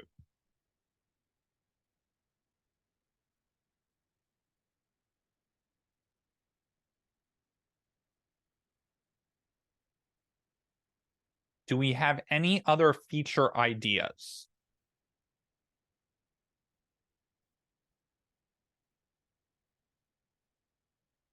Was this helpful? Were you so sick of front end that you are thanking the heavens that I have one more day left to teach on Tuesday and then I am out of here?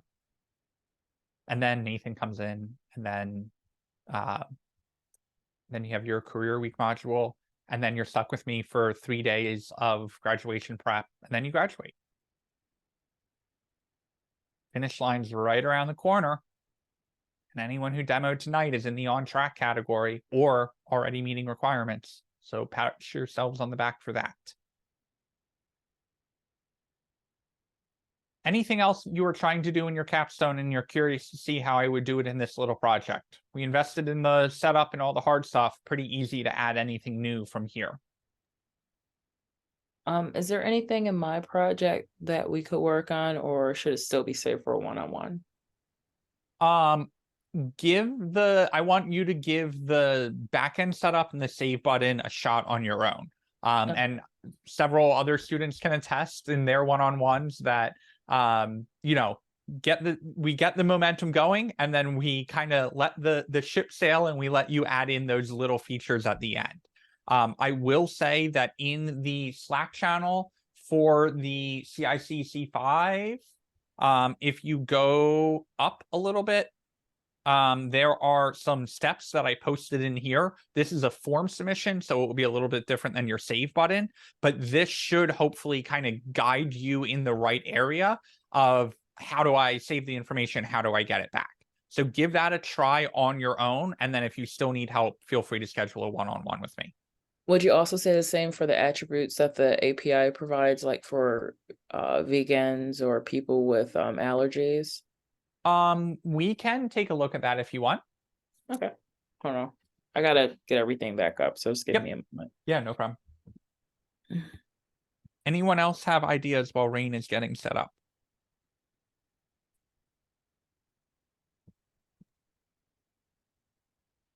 Would we ever want to modify existing shoes, like add a new occasion? We could add that in. I'm going to help Rain with her filtering API, and then we can come back and add in an edit button.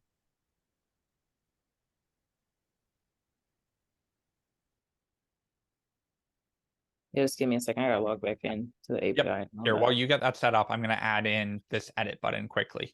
Okay. So what we do is we say we are going to go back to our table. We're going to add a TH for our edit button column. And then we're going to add a TD with a span that says edit. And we'll do a text decoration of underline and a color of blue. Abada. Come down here. I've got the edit button showing up. I also need a cursor of the cursor. Why do I always forget what the hand is called? Pointer. No. Pointer. Thank you.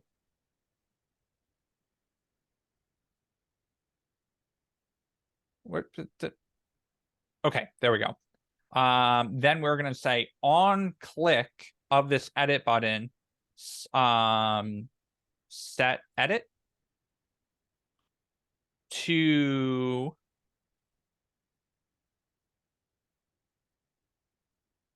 the seriously? Stop it. Set edit to the shoe.id. We also need to set the name to the shoe.name. Set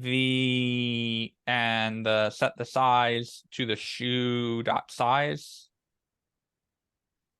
And the type to the shoe.type. And finally, the occasions to the shoe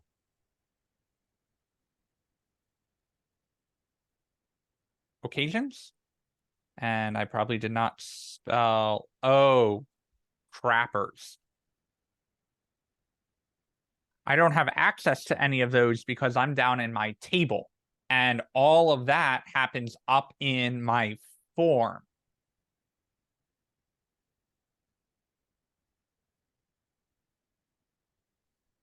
We're going to do Rain's idea first, and then I'm going to debate whether or not we really want to invest into getting that edit functionality working. Yeah. Here we go. Okay. All right. So these are the different things that you can fetch to add to your page. We can do, let's do ingredient search to allow them to search by actual ingredients. Okay. Or whatever you want to do. It really doesn't matter. What one are you using already? Is it ingredient or recipe? So right now I'm using equipment, price breakdown, but that's through the API. I have not implemented it on my actual app.js. You've done recipes though in your app.js, right? That I have. Okay, so let's use that one because let's see, this one has cuisine. This one supports diet, right? And I think that's what we're shooting for. So Let me take this out the way. Hold on. I'm sorry. I didn't mean to pull that from you like that. Oh, yep. Eep. Hold on a second.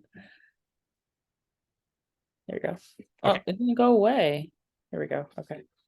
I wanted to take a look at, I think it opened, no, it didn't. Okay, I want to look at what this list is. And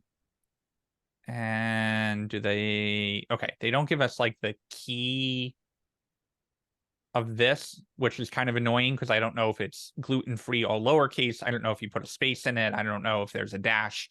Not the best documentation for that. But at least we know that we can pick from this list. So it says to download a SDK. The SDK for the detailed documentation. I read that last night, but I got a little confused on it. Yeah, the SDK is more of like a pre-built client. So instead of like doing the fetch requests they give us like a fully functional SDK. So instead of having to say like fetch to the API and include this information, we could just say recipe.get.vegetarian, and it would kind of automatically go out and do that. And pull it first, yeah. But because you already have the fetch set up, we're gonna stick to that. So they pass in the parameter, and when they don't specify what type of parameter it is, it's usually a get parameter that we add in. So I'm gonna switch back to your front end. Yep. That's front Okay. end. So oh, you're using meal planner, not recipe. Okay, so let's go see what meal planner supports. Meal working with get generate, I'm guessing. And it does also support the diet. So we're good to go there. So what we're gonna do, what UI were you envisioning? Do you think like it's gonna be a select drop down for them to pick the diet? Do you want it to be a checkbox? What were you thinking? We can even do a radio button if you think that's easy. Yeah. So let's do that. We're gonna say right underneath your button, I'm guessing. Mm-hmm. We're gonna do a line break, and we're gonna say input type is radio with a value of vegetarian. And then we also have to label that vegetarian. And then we're gonna do like a couple spaces, and I think we actually have to do them as NBSPs, which is kind of annoying. So we'll just do a couple of those, and then we'll do another one for vegan, and then you'll be able to take it from there and add in additionals. For this, we are going to, there's like a radio group thing that I always have to look up. Give me 1 second, because right now it would let us pick both. Oh, that did not display the way I thought it would, but it would let us pick vegetarian and vegan. And I think we want to only allow one. So what we do is we put that radio buttons, HTML. While you're doing that, Doug, visual-wise, would you do a radio button or would you do a different type of display? I would probably do a drop down, because I think they're going to be like 10 different options. Sorry. Okay. But you know, we can get the radio buttons to work. It doesn't really matter. Yeah, I could change it to I'll use the same code that I did for the calories. Is fine. I could change it. So if we put the same name on them, now it will only let you pick one, which is good. I'm gonna throw a style on this of display inline, so the labels will show up right next to it. And then I would take this style and throw it in here and save. You pain in my butt. Why is that?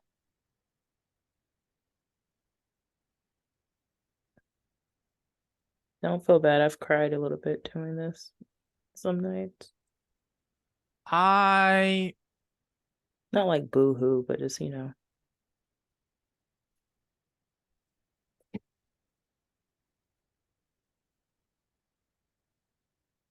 What the? All right, I'll fix that in a second. Let's get the API call working first, and then I'll figure out why that's fighting me. Okay, so we do our input, we get our meal data. Our get meal data is not tied to a form submission. And here's why I don't like that. Because as long as you type in your calorie and click the button, that's fine. But what happens if you type in your target and hit enter? Nothing happens right now. No. We do want it to actually run this, right? So what we do instead is we change your section out to a form instead. And we make sure the closing tag lines up. We go to your button, and instead of doing the on click, we're going to tell it is a type of submit. And then we put instead of the on click, we do it as an on submit instead. And you that showed, means oh, sorry. that when we type something in here and hit enter, it will run our API call as soon as we put in our event and our event.prevent default.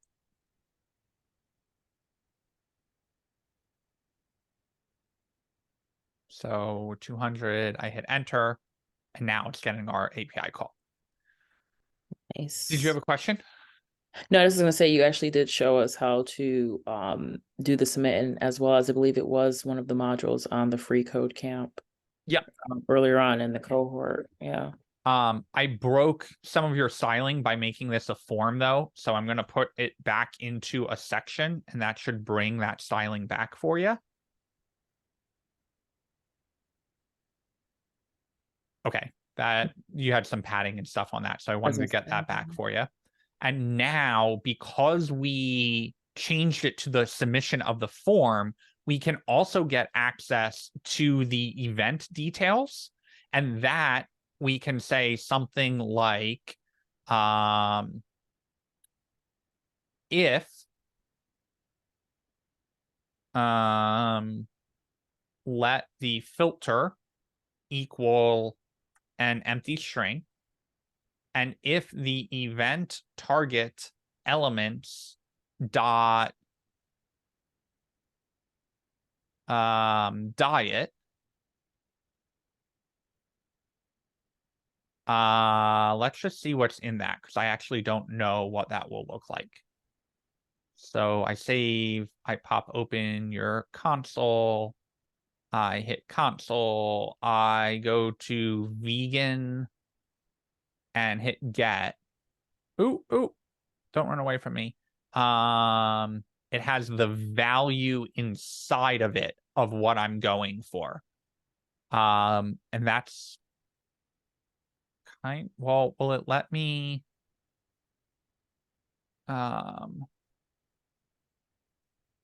will it let me say just dot value? Change it to vegetarian, get it, scroll down to find it. Not that far. Here, let me just clear this, hit get again. Okay. Here it is, vegetarian. Okay, cool. So that's working. So what we need to do now is go back to their documentation, and they're telling us diet gets passed in as a string. So we go back to here and we say, if there is a filter set, because we don't want to filter if they don't pick any radio buttons, we want to go get all the recipe types, right? Mhm. But if they do have one set the filter to an ampersand Oops, with sorry. the diet equal to the value. I was trying to mute myself. Can you mute me, please? No problem. Thank You have been muted. Let me get that front end code back up though. Oh, the bottom of the screen is always so hard for me to get. Rain, can you just pull up that front end code for me? Thank you. Okay, so we throw our diet in based off of whatever value they selected, and then we take this filter and we put it at the end of your URL.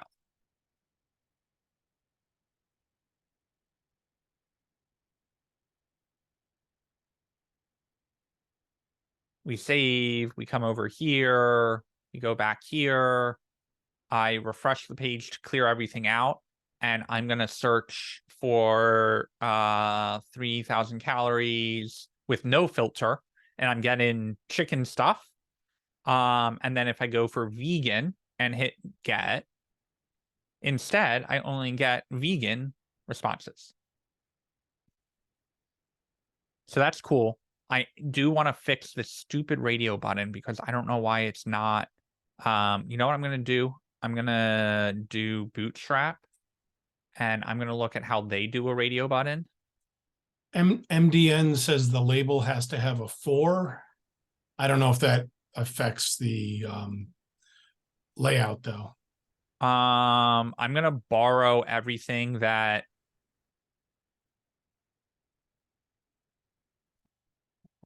ID.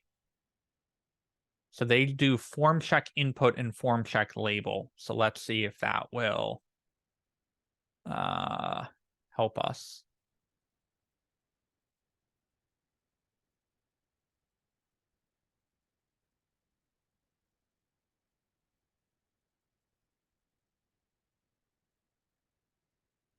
And then we put this in a label.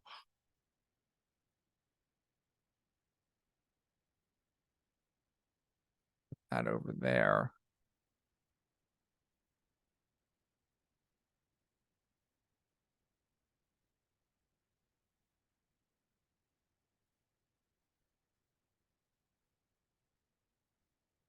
Did nothing. Okay, let's try your theory, Doug. We add an ID here of veggie. And then we add a HTML for the veggie, which is a good thing to do in general, by the way, for screen readers. Nope. That doesn't affect it either. All right, let's add our class of form check on it and see if that is doing something with the parent container, which might be causing the issue.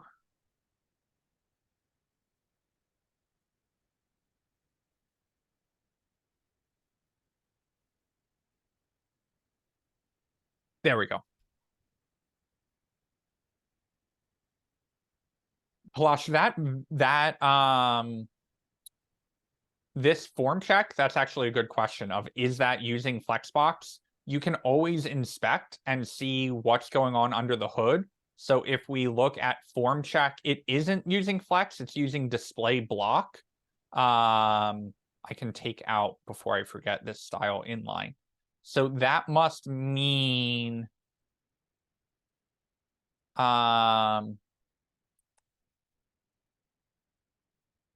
we look at, is it going to show me the details of the form check input? Text align, center, input, cursor, label. Not doing anything fun there. I don't know how they are getting it to show up left and right. You definitely could use Flexbox, and I'm kind of surprised that they aren't using Flexbox. But I'm not sure why that works or how Bootstrap got it to work like that. Form check. If you just remove the class form check just to see like if it works with, just because we wrapped it in a div. Oh, so it's that the divs have to be together. Interesting. Yeah, because like in that input is an inline element to begin with. Yep, that makes sense. Cool. Learn something new every day. Rain, any other questions while you have us?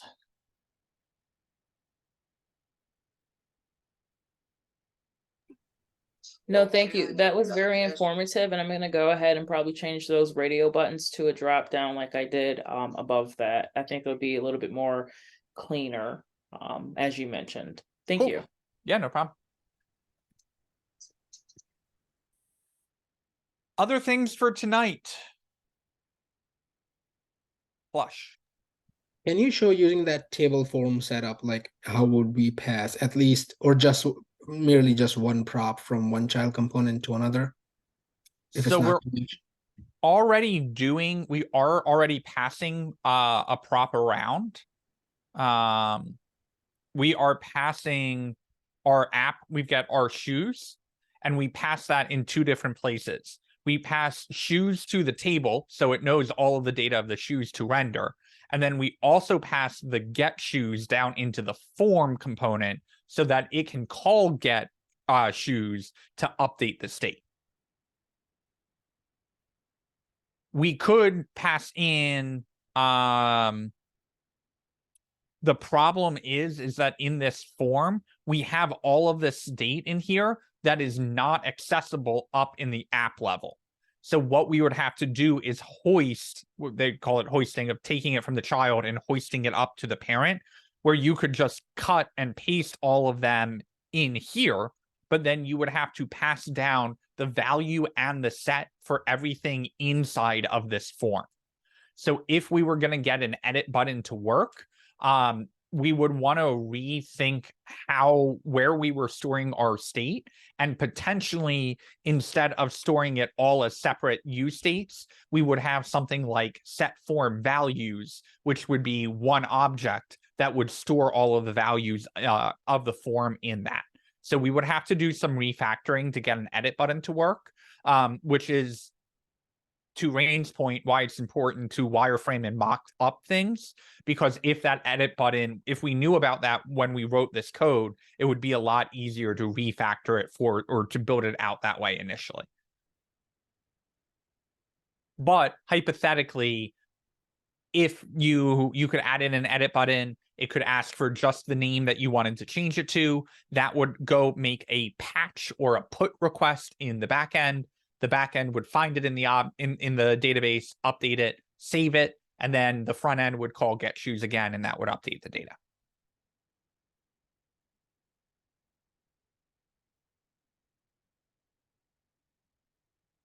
But for now, I'm going to let my edit hopes and dreams disappear, because that's a little bit more than what we can do in 15 minutes. And I think I'm going to lose some of you guys if I rip through and edit. All right. You've got one more day of me on Tuesday. This is your last call for questions this week, because I am gone on Friday and Saturday. I will be back on Sunday for one-on-ones. Do we have any questions?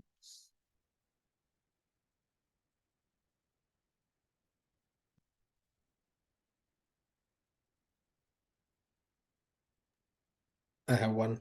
Yeah. In our backend, when we do server.get, and the first parameter is like usually, for example, like slash shoes. Yeah. So like, what's the only significance of adding this slash shoes is so we can see it in our local host, or we use this get shoes right here. okay. We don't specify a method, and because of that, it defaults to get. But yes, we definitely need it. You could use this in your front end, right? You could go localhost 3080, go get all the shoes, and that can be helpful to see, oh, it's an array. It's got all the shoe data, and then occasions is another array of objects. So you can see the data in just the front end, in just the browser. But we also need it in the front end to get all of the data, which is why we set it up over here. If we didn't like use not use slash shoes whatsoever, will it still pull the data? No. You're saying if I take this out? No, just the shoes part. It would clash with this one up here. So you could take this out, then set this to an empty slash. Then you could use an empty slash over here, and it would still work fine. Okay. but usually whatever data you're getting is part of the endpoint URL or route to make that work. And one last question is like, once you send the data, like, okay, so on your line 14, the first time you use the word shoes, like, why do we add that? If we don't add that and just send await shoes.find_all? You could, but then you need to modify your data over here to just use the array that gets sent back. Okay. And that should also work. The reason why I don't do that is because there have been so many times where I've said, oh, I only need to send one thing back. And I only send that one thing back. And then I realize down the road, I also need to send in another property. And now I can't add to this without converting it to an array or an object.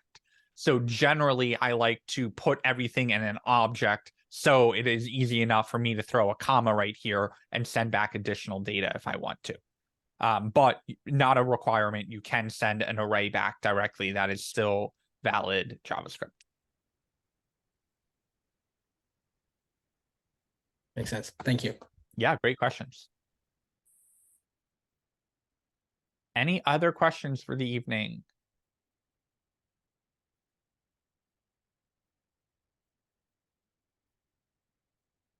All right. If you did not show off your one-on-one, please, before you shut down your computer tonight, go book a one-on-one with me either Sunday, Monday, or early next week. Other than that, have an awesome weekend. Really good progress, everyone. I will see you all on Tuesday. We are off Monday for Labor Day. Do not show up on Monday. See ya. Night.